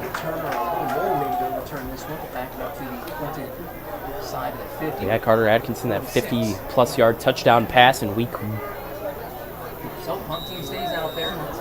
1, and that got called back to a penalty. The opening play of this game, that kick return by Case Eric, got called back to a penalty. Sends the punt away. Tucker. Will he field the line drive? Yes, he will. Couple of moves, and he'll get it up to about the 30. So that's where Turner will start this drive. And we're getting very close. Oh, there's a flag. Late flag. It's returned by Tucker at the 23-yard line for a gain of 7 to the 30. A lot of flags on the returns tonight have been on the receiving team. We'll see if this one's any different or if it's same old, same old. It is on the receiving team. It's on Turner, block in the back. The penalty is against the Trojans for illegal block at the To back. the 30, and it's going to mark him to about the 15 to be another long drive. Sean, walking into the stadium, the fans stopped. Just like that, Turner's going to back up off that What would you have said? tough penalty and we had decent field position after a nice little run by Peyton Tucker. Now they're backed up a little bit. Their offense has been able to get things going here and there, but now the question is, can they finally break free with a big drive? Pass game hasn't been too bad. Run game hasn't been bad either. Run game's actually been good. Rodriguez has contributed quite well for the Trojans. Walinga lines up in the gun here. First down and 10. Ball at the 20. In Turner's own side of territory. They will pass. Quick one outside. Caught. Peyton Tucker breaks up the middle. First down. Down at about the 35. Shy of the 35. And Turner gets a first down. I believe the official call is the 34, so it's going to be a 14-yard gain there by Tucker. And I mentioned he's kind of Turner's third receiver. Coming in tonight, I mentioned it earlier, 2 catches for 21 yards through the first 3 weeks of play. And now Tucker going to get, without a doubt, maybe his biggest reception yet. When Tucker's hot, though, that really adds to this Turner offense with already 2 good sophomores in Hurd and Arrett. First and 10. Handoff up the middle. Nice run. We'll get a few yards, but Clinton will eat him up. There's, I think, a penalty in the back. On the field, Luke Malkow was going at it, blocking down the field. I don't know. Did they get him for a hold here? That looked like Malkow just See what the penalty is. Brought down by a host of Cougars. Way back. Penalty on the play. Malco and Holton Dietz of the Clinton Cougars were about 13 yards downfield, still kind of duking it out like you'd see a bunch of bighorn sheep doing. That was a really good. They call it on Turner. Personal foul. interesting call there. Yeah, you I don't didn't see. think it was too late past the whistle, but it's going to back Turner up. It was a gain of about 4. Fred McLean wanted an explanation on that, but I believe it was on Malkow there. And Officials got to figure out where to spot this one. as you can probably hear through the microphone as well, we got radio up here as well. They were talking about how Malkow was backing his defender up, and he was. I believe that's what the personal foul was. He was a little too aggressive there, but that's going to back Turner up a bit. And they called it way back. And they called it from. I think started marking it from. Must have been there. So now it's going to be second down. Yeah, that's a 15-yard penalty. 15-yard penalty. 52-yard line, it looks like, of Turner. It'll be second down. So the play did stand. Second at 22. And now Walinga will line up here in the gun. Empty backfield. Receiver to the right. He's looking to throw. Goes deep. Far side, just a little over. The outstretched arms of Bray Hurd. Bray Hurd, the intended receiver. It's now third down and 23. As we know, Bray Hurd, arguably the best receiver that this Turner team's gotten. He's actually been one of the best up-and-coming receivers in the Capital Conference this year. Hurd is actually third in the conference in receiving touchdowns, with 3 behind Ethan Glennicki of Lake Mills. He's got 5. Dylan Brinkman from Lake Mills also has 4. Bray Hurd's also second in receiving yards, 192 behind Lake Mills' Colin Christian, who's got 279. Hurd also is tied in the conference, 4 receptions with Colin Christian at 13. Keeping their own territory. Walinga's in the gun here. Third down and deep. You got to pass. He does. Oh, it's overthrown. Brings up 4th and 22 now. So the penalty there went to the tight end Carter Atkinson, 4th and deep. Luke Malkow, the center. captain for the Trojans. Backed them Just all the way like out, that, so that's fourth a down penalty. indeed. Turner's going to have to punt this. Yep. We got less than 4 minutes to go in the third quarter. We're cutting close to the fourth quarter, and we've still yet to find ourselves. Either team hasn't scored yet. They get a little bit of momentum, get a couple first downs, and then bang, a penalty happens or a bad snap happens. Atkinson's back to punt. He had a couple good punts, especially that first one, that back Clinton back to the 5. That's a good punt, actually, as it gets over the returner's head. That's going back to the 20. It's going to go inside the 20 and going to go out at about the 16. That's a really good punt by Carter Atkinson. It will pin Clinton within the 20. And that's where the Cougars will start this drive. 3:48 to go in the third quarter. That was literally a perfect punt, and it bounced about 30 additional yards. Just talking about Carter Atkinson, again, his contributions to this Turner team as a whole. Offensively, tight end, defensively, inside linebacker, sometimes on the edge, but it's rare. And then he punts. J.P. Roche was the punter last year. He was a senior last year, graduated. Rush, we know, was not a bad punter either. T.J. Nowak punted a little bit too. He was a senior as well, wasn't bad. Carter Atkinson, kind of surprising everyone with that leg he's got. Ooh, now we got a little bit of a change-up in the backfield. I believe it's back going to be officially 1st and 10 at the 18. That's where the Cougars have it. Here's the snap. Guile. He tried to stretch this one out, and he can't. He's going to lose some yards. So Carter, Guile, the backup quarterback, comes in to run it. Guile this season's played just a little bit, and in the passing game, he's 2 for 2 with 11 yards, a touchdown pass, and 5.5 yards per completion. And Guile, in regards to the running game for Clinton, he's got 15 carries for 56 yards, averaging 3.7 yards per carry, no touchdowns. Because again, I mentioned Clinton's got 4 rushing touchdowns, all under their main quarterback.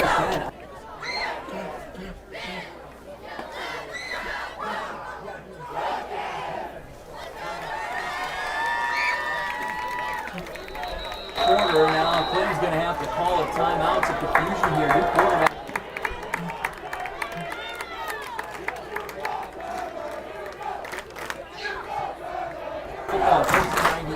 We're going to time out real quick. My apologies on that. Yeah, he's 30 seconds out. I never saw him get hurt. Did you see No. Just like that, defender backed up.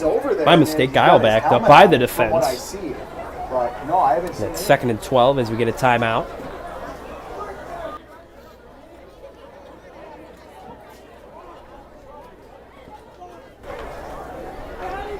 Now we'll see what these two teams do, especially after that tough run by Carter Guile. Losing a couple of yards.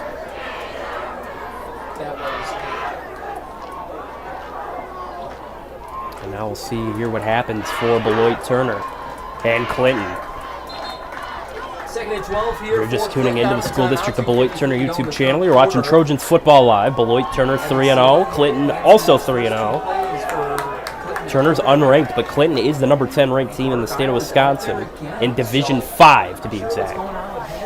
A win here would probably extend that ranking, especially beating an undefeated team, but Turner, with a win here, would have one of the best starts they've had in a long time.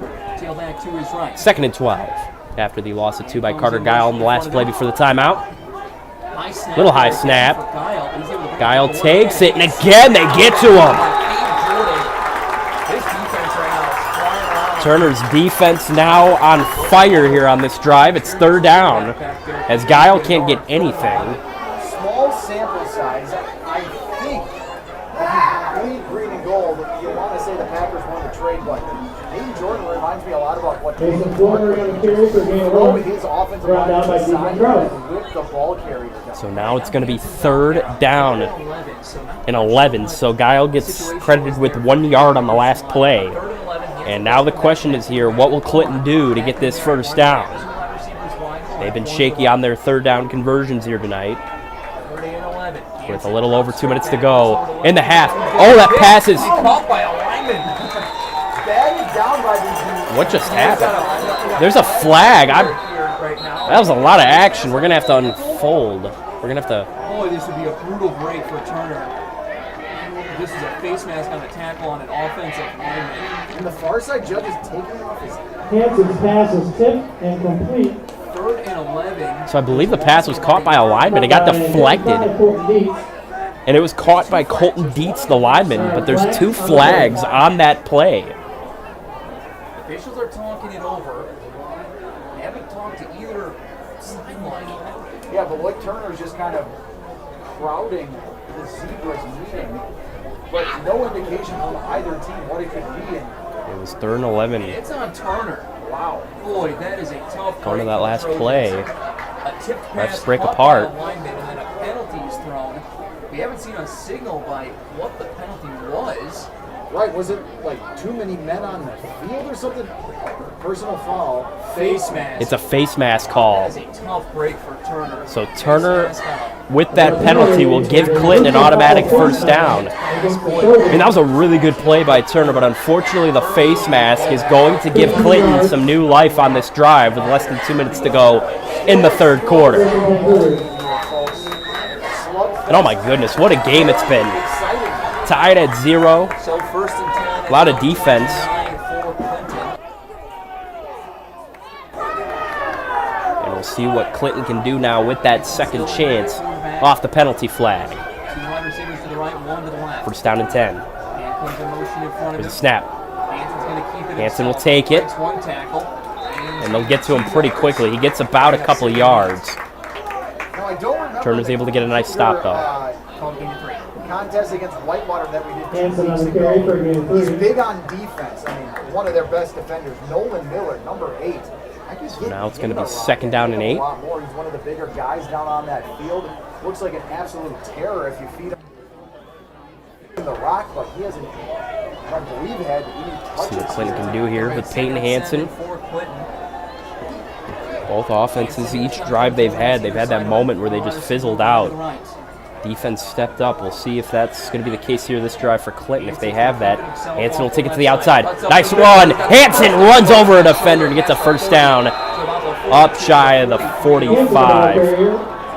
For game 10. 1st and 10 Cougars.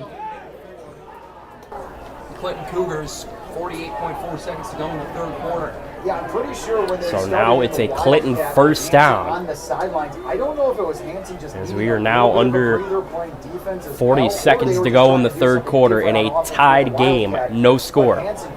Showing no signs of being injured whatsoever right now. That was a risky play there by the quarterback, Peyton Hansen, but he was okay with it. He gets a big run, setting up the Clinton first down. That Clinton student section on the other side getting pumped up. Crowd on our sides Breaks another tackle in the back. quite excited for this big rivalry game. It's going to be a couple yards there, and it's going to set up 2nd down for the Cougars. Making a gain of 3 or 4. And that's how the 3rd quarter is likely to end. And that will take us to the end of the 3rd quarter of play. Yes, the game is still tied, and yes, it's still scoreless here from Beloit. It's 0-0, Trojans and Cougars.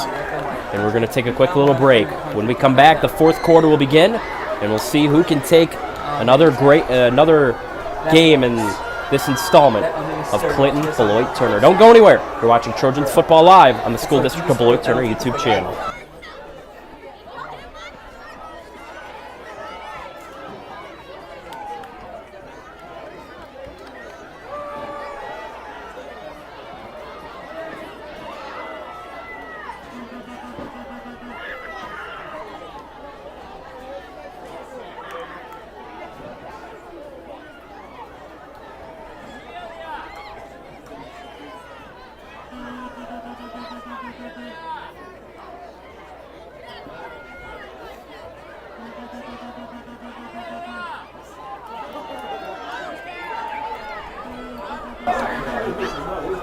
Clinton and Beloit Turner, one of the best rivalries in southern Wisconsin in any sport, especially football. And we continue on in another great installment of said rivalry.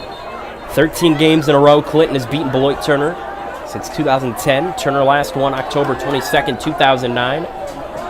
And now we get to see who takes this one, if Turner can end the streak and go 4-0, or if Clinton will keep the streak going and go 4-0 themselves. Welcome back to the School District of Beloit Turner YouTube channel. Christopher Flynn here on the call. You're watching Trojans football live. Clinton's got the ball, 2nd down and 8. It's a scoreless game here. Oh, Turner's got a little miscommunication on the D-line. They move around a bit before the snap. They're going to go end around reverse. He breaks free. That's going to be a 1st down for Clinton. That's Mason Floberg.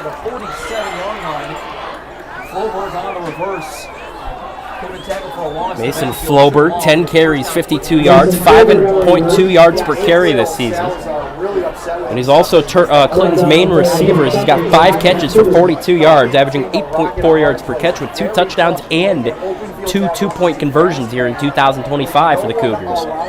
1st down and 10. Ball is at the Beloit Turner 46 after a really good jet sweep run for Floberg. Again, those outside runs are what get Clinton going the most. The inside runs are the ones where they struggle the most with that great interior led by Caden Jordan and Deacon Krause. Keep that in mind now. And I believe we'll get a timeout. Clinton's had to burn a timeout here. Still tied at 0. Thanks to our sponsors for making. So now these two teams will get a chance to talk it over a bit, especially Clinton here, because we know the big story of this game. Every offensive drive we've seen has fizzled away at some point. Defense steps up, and then ultimately by the end of it, either a punt or a 4th down conversion that's unsuccessful. We haven't seen any picks, any fumbles that were recovered by the other team. We've seen a couple fumbles, but nothing recovered by the opposing team yet. And obviously the best drive that didn't come to be was the final drive of the first half. Turner with a deep shot to the end zone was caught, but it was just shy of the end zone for a touchdown. That would have given Turner the lead going into the locker room. This game's really shaping out to be a classic. Both teams 3-0, fighting for a 4-0 start, hopefully inching their way close to playoffs. Clinton's had their up and down years over the last few years, and Turner over the last 2 especially, they've struggled. But again, improvements every year. 1-8 in the first year under Grant McLean, 2-7 last year. They're 3-0 this year. As Hansen will take it up the middle, big run. He runs over a defender.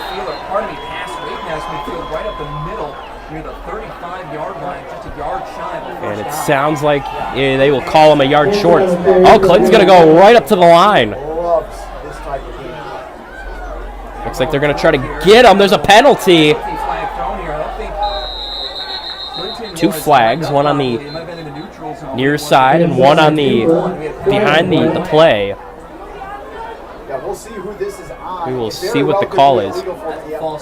False start on Clinton, so that's going to be a bit of a killer.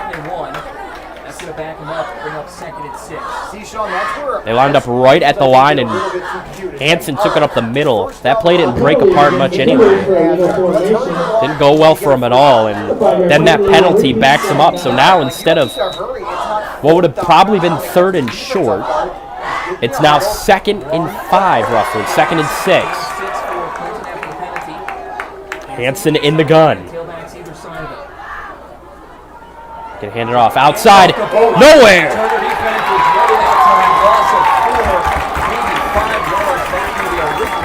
And now it's going to be 3rd down and about 9. Big tackle.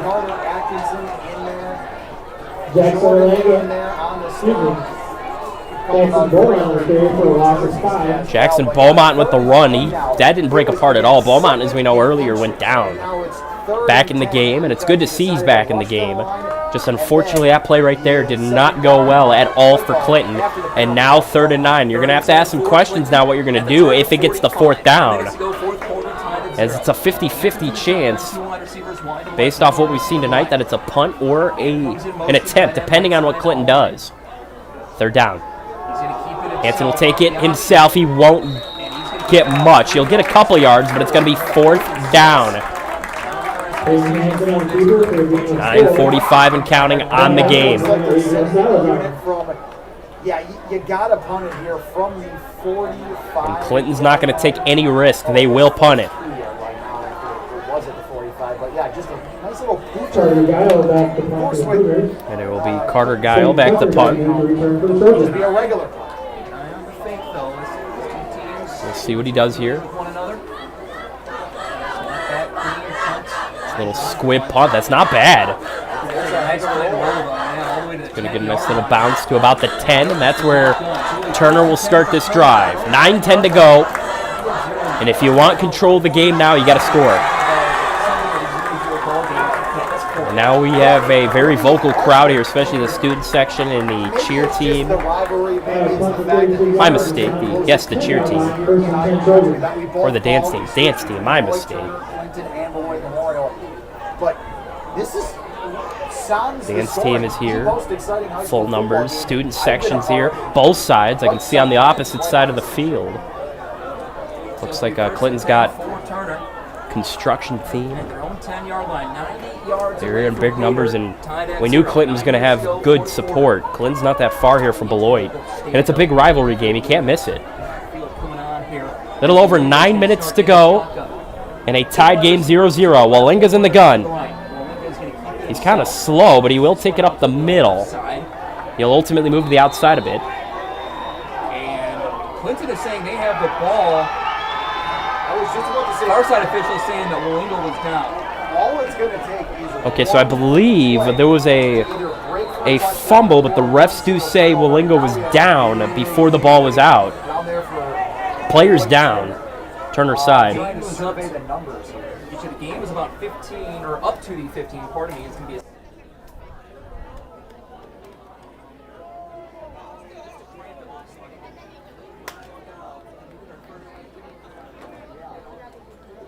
Yes, it was. Taking a look at that Turner player that's down right now. Don't worry.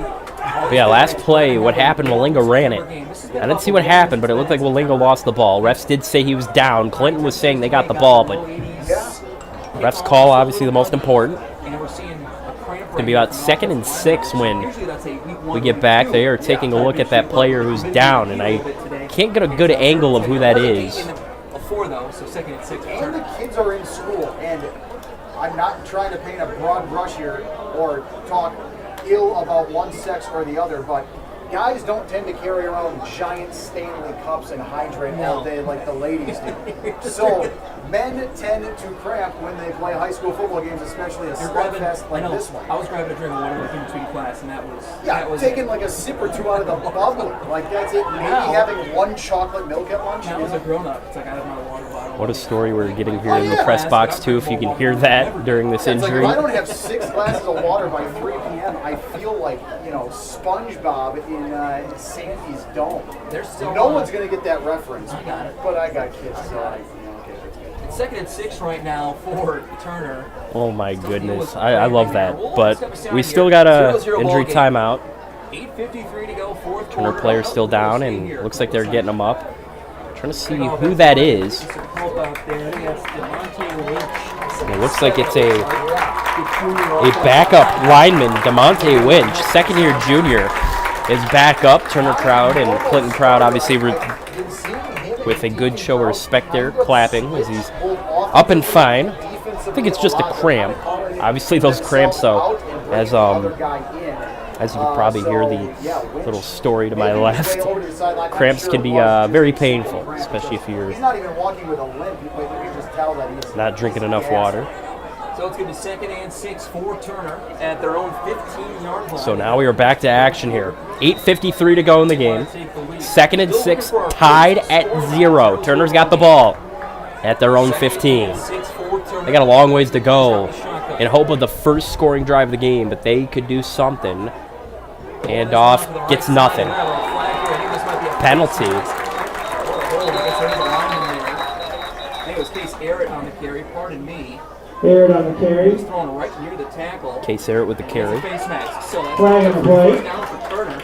And it's going to be a face mask for the Cougars. Go both ways for these teams and just kind of either ruin or bolster drives. So They will officially make the call, and yes, it is a face mask. So Turner will get a big gain off that penalty flag. Personal foul, face mask. but Turner will get a breathing room.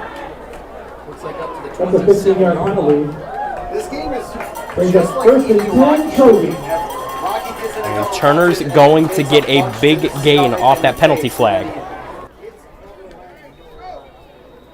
the rushing. You know, it's just back and forth, back and forth. Now Turner, Swapping decent field position after the face mask. Receivers left. Malinga snaps, hands off to Rodriguez, gets a little room and a couple yards up to about the 30. Looks like 30-yard line, so gain of 3 will bring up 2nd and 7. So now it's going to be second down, about 7 yards. Rodriguez on the carry for a gain of 3. Brought down by Colton Dees. Now we are about 4 minutes into this fourth quarter. I don't only feel bad for it because it's their first loss, but like I genuinely think both of these teams have played well enough in total, especially on defense, to have earned this victory. It's been a great game. 0-0, tied up. 2nd and 7 for Turner. Second down. Under 8 minutes to go. Hand off Eric. Eric takes it himself. He's showing off that speed.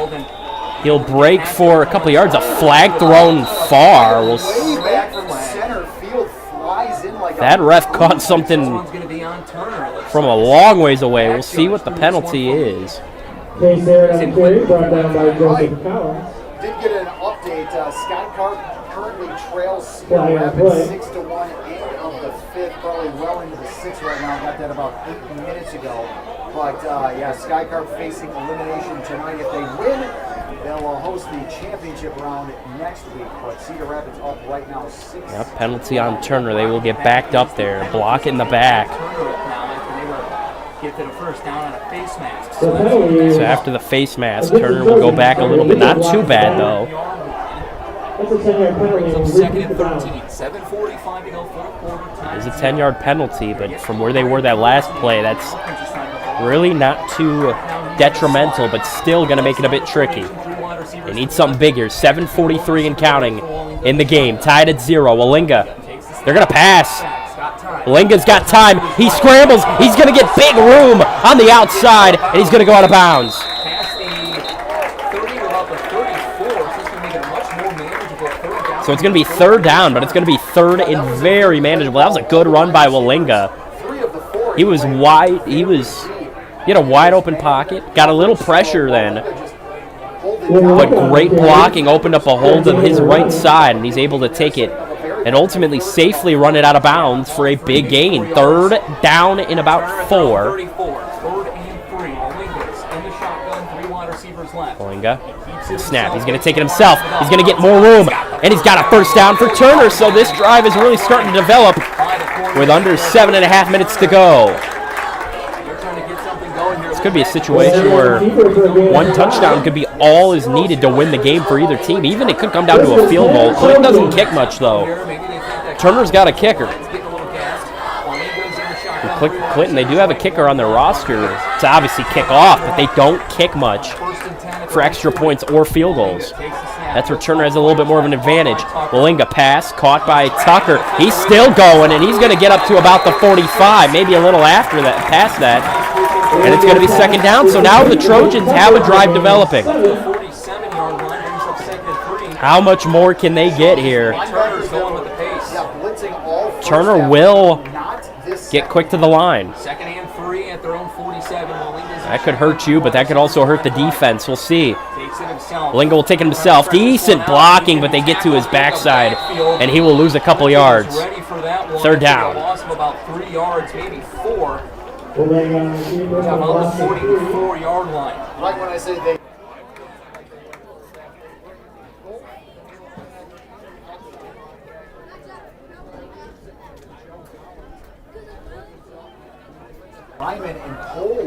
So now it is officially 3rd down and 7 for the Trojans. Going to bring up 3rd and 7 now for Turner. Ball is at Beloit Turner's own 44. Walinga's going to line up in the gun here. There's 3 receivers at the bottom, 1 to the top, and a running back next to Walinga. Walinga takes the shotgun snap. He's going to throw. High throw, but it's caught. First down. And he's still going to about the 45 on the opposite side of the field. That's the tight end, Carter Atkinson.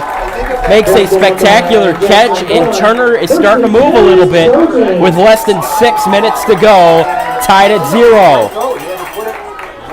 This is that resilience Turner showed off 2 weeks ago that allowed him to come back against Delavan Darien to win in week 2.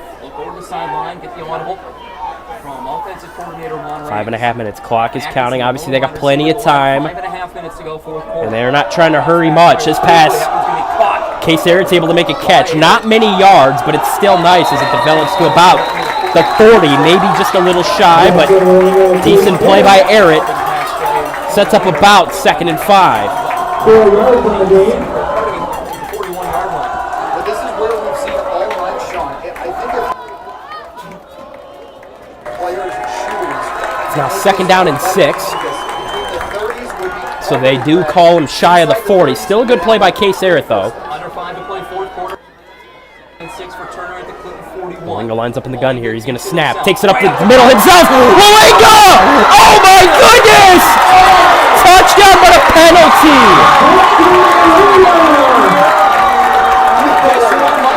Malinga got in, but there's a penalty. There's an injury, too. It's a penalty on Turner. Personal foul. Clinton player's down. He's up instantly, though, but that penalty. Massive. I have rarely seen Grant McLean animated. Now the head judge in McLean. I think the penalty's on Grant. McLean is walking away from it. He must have screamed at the My mistake. Penalty's not on Grant, but he's mad about the penalty. after McLean, but That flag was thrown so late and so far behind the play. That's going to back. Turner crowd is upset about that, and I get that. Malinga broke free. That's the 2nd time tonight, by the way, that Turner had a touchdown play that got called back to a penalty. First was the kick return and kicked the game off. I don't know. They're backed up now. I was watching Malinga run. He was being chased by a I think it was a personal foul, though, but McLean, it was upset. away from the flag. Let the boys play. Why would you do that? Now Malinga and Turner's backed up. 2nd and 20. Arrett goes. Arrett! Case Arrett! That's a big run! Past the 40, up shy of the 35, so they redeem themselves off the penalty. And it's going to be 3rd down and short. Turner's going to go quick here. 3rd and a few to go. That penalty backed him up, but Arrett showed off his incredible running ability that he showed off last week in the win against Bigfoot. Malinga passes. Caught on the outside. That's a 1st down. Atkins still going to pass the 25, around the 25, and just like that, Turner now has a drive really going. We thought that drive may have been killed off that personal foul after Malinga thought he had a touchdown, but Arrett gave Turner life again. 4:07 to go in the game. This has arguably been one of the best drives we've seen. Especially a lot of big penalties have killed drives in this game for either side. Right now, Turner showing that resilience again, I mentioned, back to week 2 in the comeback over the Comets. Malinga takes it up the middle himself. Sometimes they've worked out well, sometimes they've struggled a bit. Ball's out! Ball is on the field. Clinton's got it. Looks like Clinton has it. Waiting for the call. Clinton thinks they got it. They are not calling it. We have to wait for the official. Bottom of the pile there. And it's Clinton's football.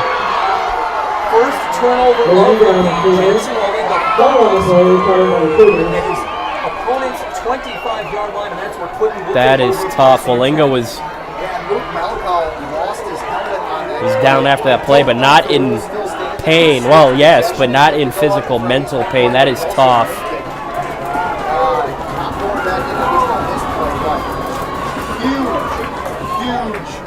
Oh, that is a tough one for Beloit Turner. They lose it off of a fumble. As a drive started to get together, they lose a fumble, and that may have killed them. But there's 4 minutes to go, and we still have a tied game. Clinton's been solid, but they, just like Turner, have yet to find the end zone. They haven't even been close. Turner's had a couple moments where they were close, things that hurt them in the end. Hanson's in the gun here. Snap, they will pass. Quick one. Oh, that's underthrown by a mile. Incomplete, 2nd down. Hanson's pass intended to take over, incomplete. 0-0. I believe there they went towards Caden Wolfslayer, number 4, the 5'10", 165-pound junior receiver for the Cougars, their number 3 guy. Actually, he's more like their number 2. Nolan Miller's more like their number 3, but Miller's been decent the little bit he's played as well. 2nd and 10 after the incomplete pass from Hansen. 3:56 and counting. Not counting right now. It's stopped because of the incomplete pass, but you get what I mean. Hansen takes it himself. Doesn't get much. I believe Salazar was in there. Yes, he was. Makes a nice play. Sets up 3rd down.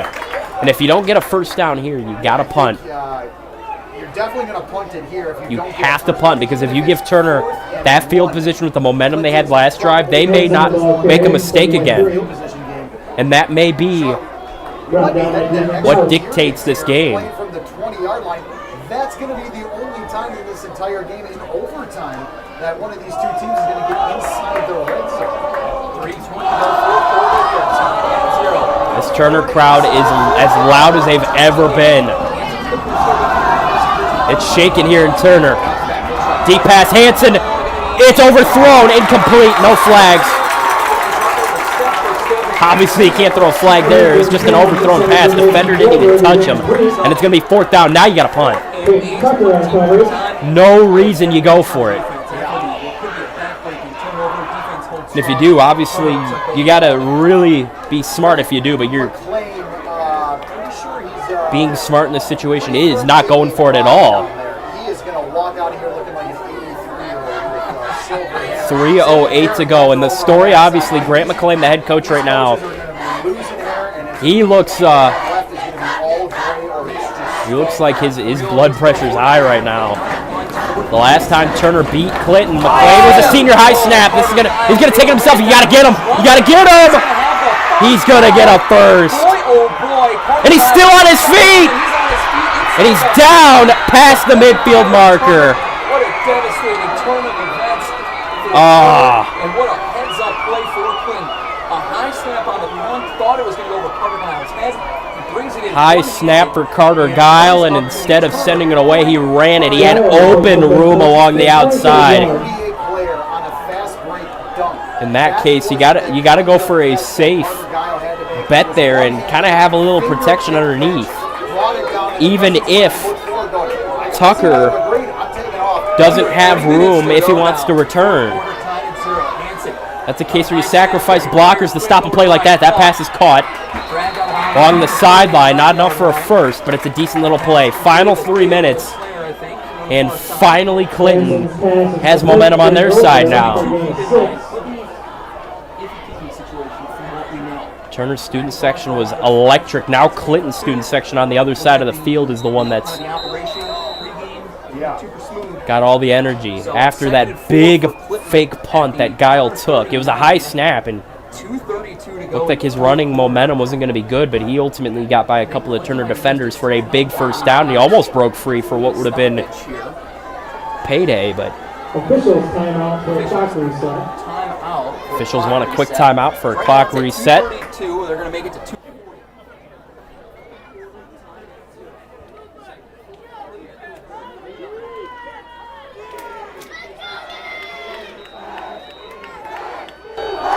So now Clinton.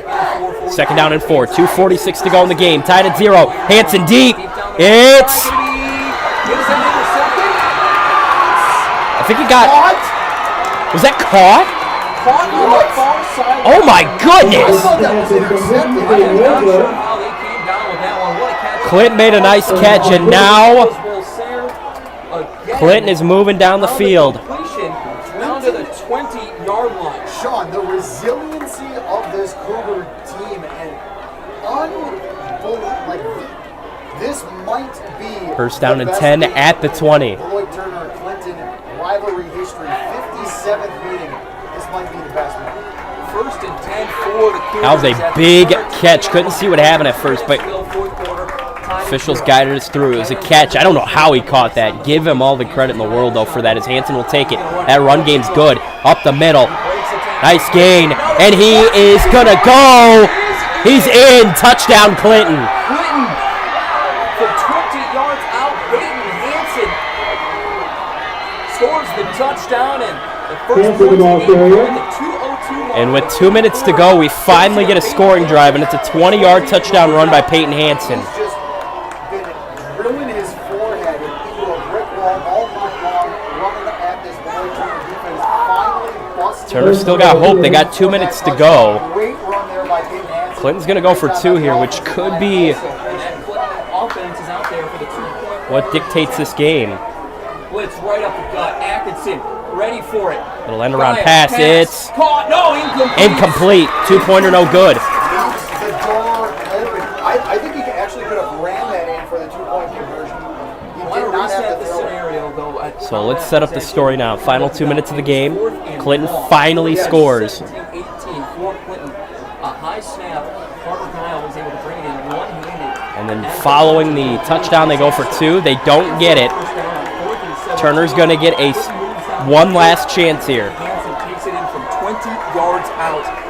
2-point conversion. I mentioned it throughout the broadcast. Field goals could be brought up in this game, especially for Turner. Now a field goal is off the board. You got to go for the end zone. And on top of that, Decided by an extra point. Unreal. touchdown could win it in this case. 1:58 to go, fourth quarter. Dunaway, I mentioned he's a very good kicker.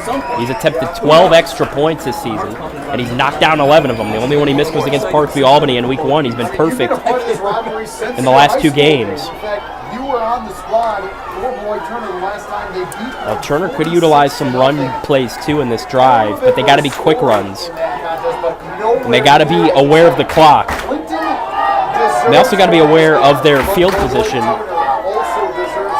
Turner's had some good running attacks in this game. Case Arrett with that big run last drive. Walinga, the play before, had a big run, which would have been a touchdown, but it got called back. And now the Turner student section is into this. They're giving their team second life. Special teams here. Line up to kick this one away from right to left. 3 returners back for Turner. This is taking a little bit of extra time to kick this one off here. I don't know if like the Zebras are just. There's 2:02 left in this game, though. Of the moment or what? Turner needs this badly. All right, now we're Took a little bit of time to reset the clock at 2:02 in the fourth quarter. 6-0. Here's the kickoff. Kickoff and Sent away. Gonna be returned by Carrier. See what Turner does. Open room. Crowds into it. Up the middle. That's a good return. Sets up decent field position at about the 40. They got 60 yards to go This game a good spot to start it. to either tie or lead. Turner trailing by 6. Because they do need a touchdown. And obviously a 2-point conversion's off the table. Now that's good that Clinton went for it and didn't get it, because now Turner can easily go for the extra point. If in the event they miss it, it's still a tied game. They still got a chance. If they obviously hit it, they'll have the lead. Putting Clinton under pressure because they don't kick much, like I said. Field goal may not be in Clinton's equation. 60 yards to go. 1:55. Turner down by 6. Looking to end the losing streak. Walinga gets back up to about the 40, maybe the 41, and that'll be about a yard, but they got to go here. Okay, looks like they will slow down a bit, actually. 46-0. Clinton leads this series 32-24. Walinga's in the gun. 1.5 minutes to go. They got to be aware of that clock, though, in this situation if they're going to do plays like that. They got to pass. Walinga throws, overthrown to Atkinson. Atkinson was trying to run it down and up. It'll stop and go. It's going to be 3rd down.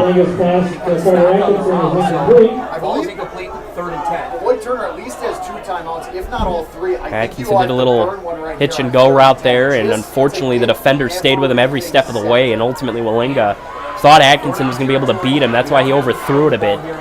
But in that case, it's better to overthrow it than throw a bad pass and get it picked off, which would have for sure given Clinton the game. Got to play it smart here. 3rd down and 10. Obviously, you don't need anything deep right now, but if it gets open, go for it. Right now, that's not the thought, though. Just get to the 1st down marker, which is located at about the 50. You got to go. Walinga pressure.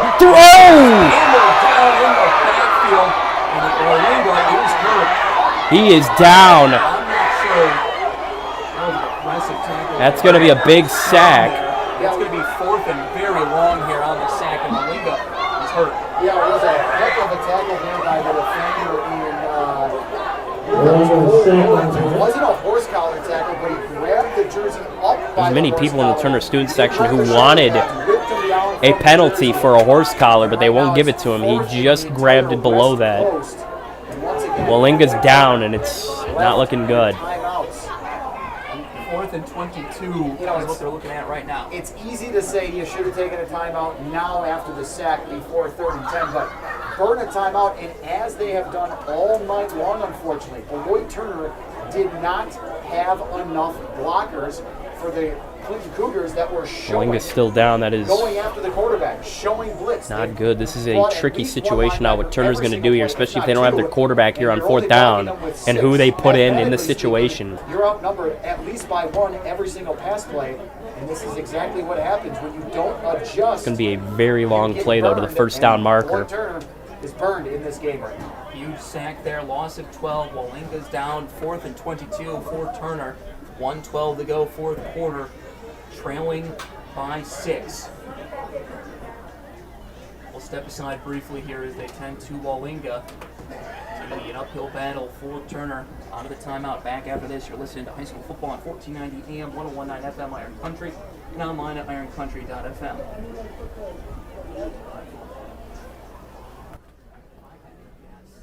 Keep it rolling, Zach. I'll let you know when it's ready. I guess it's just saving the timeouts. If they don't do this here, you have all 3. You have all 3. I don't think they've solved one. Yeah, it's at least you can try to stop the clock and force him to kick a field goal, or which they can't do. So, God, that fucking personal foul penalty is. Yeah. So Walinga will get back up here.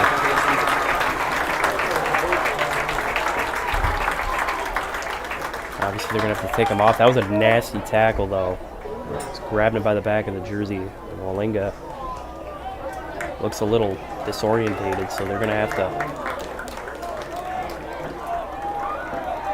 to tend to him. And now Turner is in a very interesting situation here on 4th down.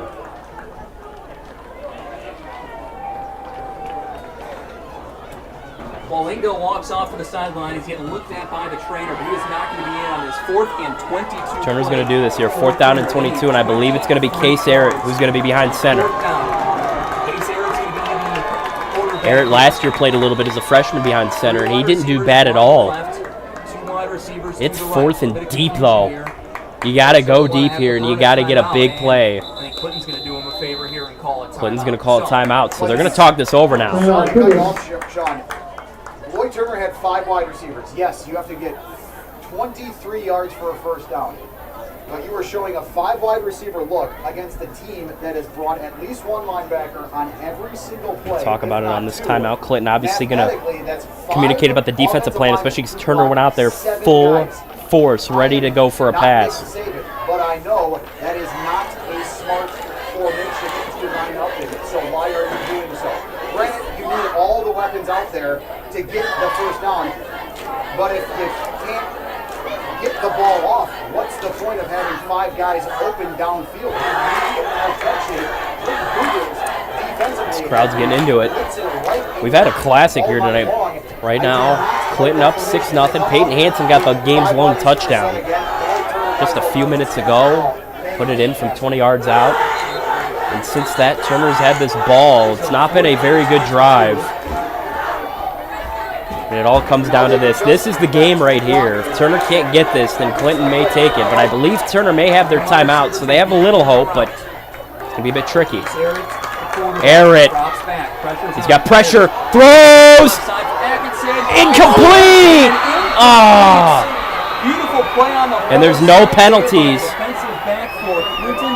Jackson Beaumont. Because boy, oh boy, Carter Atkinson had an opportunity. Good sportsmanship there by, I believe that was Landon Williams, who came into Atkinson as he fell to the ground, and he almost had that, but now it's going to be Clinton's ball. If it was 4 inches higher, I think Carter Atkinson may have brought it down. It was just in the reach of the defensive back to knock it away.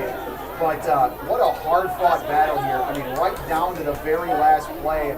Unfortunately, and kind of unceremoniously, but Man, this So now we'll see what this is Clinton does definitely a here. It's game going to be to remember. 58 First and seconds 10 to go. for Clinton. Clinton's got the ball, up by 6 to go in the 6. fourth quarter. Just need a first down, They and can come out in victory formation, but maybe they will. Hawks turn around they and do it. So it looks like but, yeah, Hanson's gonna be in the shotgun they will too. line up in the shotgun here. Looks like we have seen some nice snaps. Obviously not victory formation yet, because again, Turner does have timeouts. There's still a chance, but they got to be smart here. They got to get some stops. I got 2 guys in motion. They swap sides. Hanson Fix the handoff. Hanson to the outside, breaks free. He's going to get up past the 20. He's not near the first down. It's hard to me. He's at the 19. I thought he had the first down. I think they're giving it to him. Are they? Okay. That's going to be a They will give Clinton the first down. Hanson on the keeper. Under 50 seconds to Third game, go. 11, Clinton's going to call first it. and Pardon me, 10 Turner. He's Timeout, going to call a Turner. timeout. Turner's going to use their first timeout here. 1 turnover to kind of switch this game and This game really go back and say enough about changed. Turner had that phenomenal drive. Just looking back at that earlier in the fourth quarter, Walinga took what was a big touchdown run that got called back for a penalty. Case Arrett, following that, got a big run that set up 3rd and short. Walinga took one then, Pretty and sure then he the fumbled, definition of guile is gumption. Like, how dare you actually allowing do Clinton to something take and, over. like, Clinton then why that did drive would Guile score a run that? touchdown. Oh, well, it worked out. That's exactly why you do it. He not single-handedly won the Clinton Cougars this game, but put them in position. And to that win drive this game. really And wouldn't you know it, for the changed when next Carter game Guile of got the that season, the Clinton Cougars snap. They got a high snap on a punt, and he ultimately ran it down the field for a first down. Then Hanson would take in a touchdown. Turner, that last drive, couldn't get much going, and Arrett with a really good throw, just unfortunately a little low for Atkinson. And if he would have caught that, this game may be in a different spot right now. 10, 49 seconds to go for the Cougars. Clintons get into victory formation, but once again, mentioned it is Turner does have a couple timeouts. They get to him right away, so not bad. Turner's going to have to use another timeout here. Flag. Couple of flags. That back Hanson on the referee carry. must like Penalty want on to play. be on camera or something. It's like, dude, He's taking a lot of. There's 2 of them. One came from the side. One came a little bit later than the other. See what the penalty call is. It's holding on Clinton. So that's going to back the Cougars up.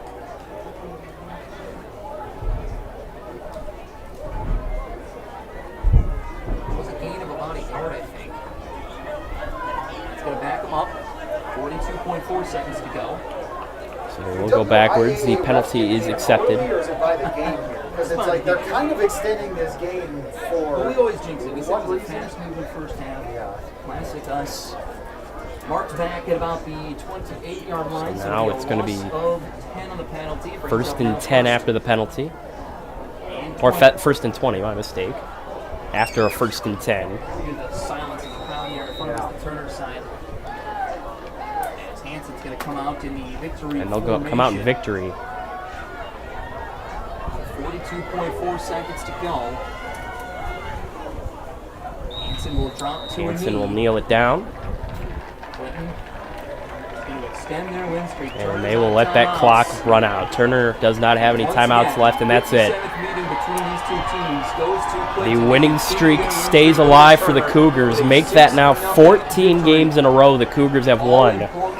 And it's now been it's going to extend to 16 plus years since the last time the Beloit Turner Trojans have lost on the gridiron to the Clinton Cougars. The last time they beat Clinton on the gridiron.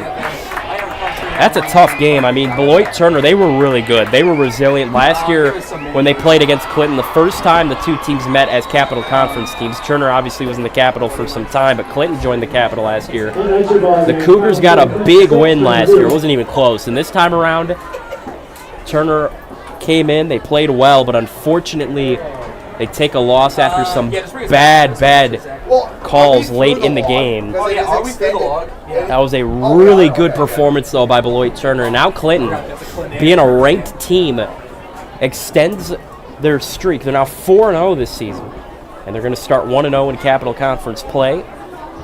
Fortunately for Turner, they're going to now fall to 3-1 and 1-1 in the Capital Conference. And as we're ready to close this thing out, we'll take a look at the schedule, starting with the visiting Cougars. Next week, they're off to play Lodi up in Lodi, so that's going to be a very challenging game for the Cougars. They're going to face off against a very good Blue Devils team. They're going to be on the road against Columbus week 6, home against Bigfoot week 7, and then 2 road games to end the season at Horicon against the Eustiscon Marsh Falcons, and then against the Lake Mills Elcats to end the season. But for Beloit Turner, despite the loss, still a lot of hope this season. They play Lake Mills next week here at home. You can tune into that here on the School District of Beloit Turner YouTube channel. Then we got Mineral Point, week 6 on the road before Turner has 2 straight home games against Horicon, Eustisford, and Lodi. And then they end the season on the road against Columbus. And despite the loss, give Turner so much credit. Already been a better year than last year. Last year they only secured 2 wins. This year 3 wins in the first 3 weeks. And unfortunately a loss. But tonight was a resilient battle for both teams. And next week they're both going to challenge some tricky opponents as Clinton again off to Lodi. Beloit Turner hosting Lake Mills. Very excited for that game. We welcome in one of the best teams in Division IV football in the state of Wisconsin. We hope you enjoyed every moment of this one. I certainly did. Little disappointing, the ending, but hey, it's a good fight by these 2 teams anyway. Definitely shows this Turner program and where they're at now. We hope you enjoyed as the Beloit Turner Trojans lose their first game of the season. They'll fall to 3-1 as the Clinton Cougars win 6-0 to go 4-0. Thank you for tuning in. That was Trojans Football Live on the School District of Beloit Turner. I'm Christopher Flynn. We'll see you next time. Have a good one, everybody.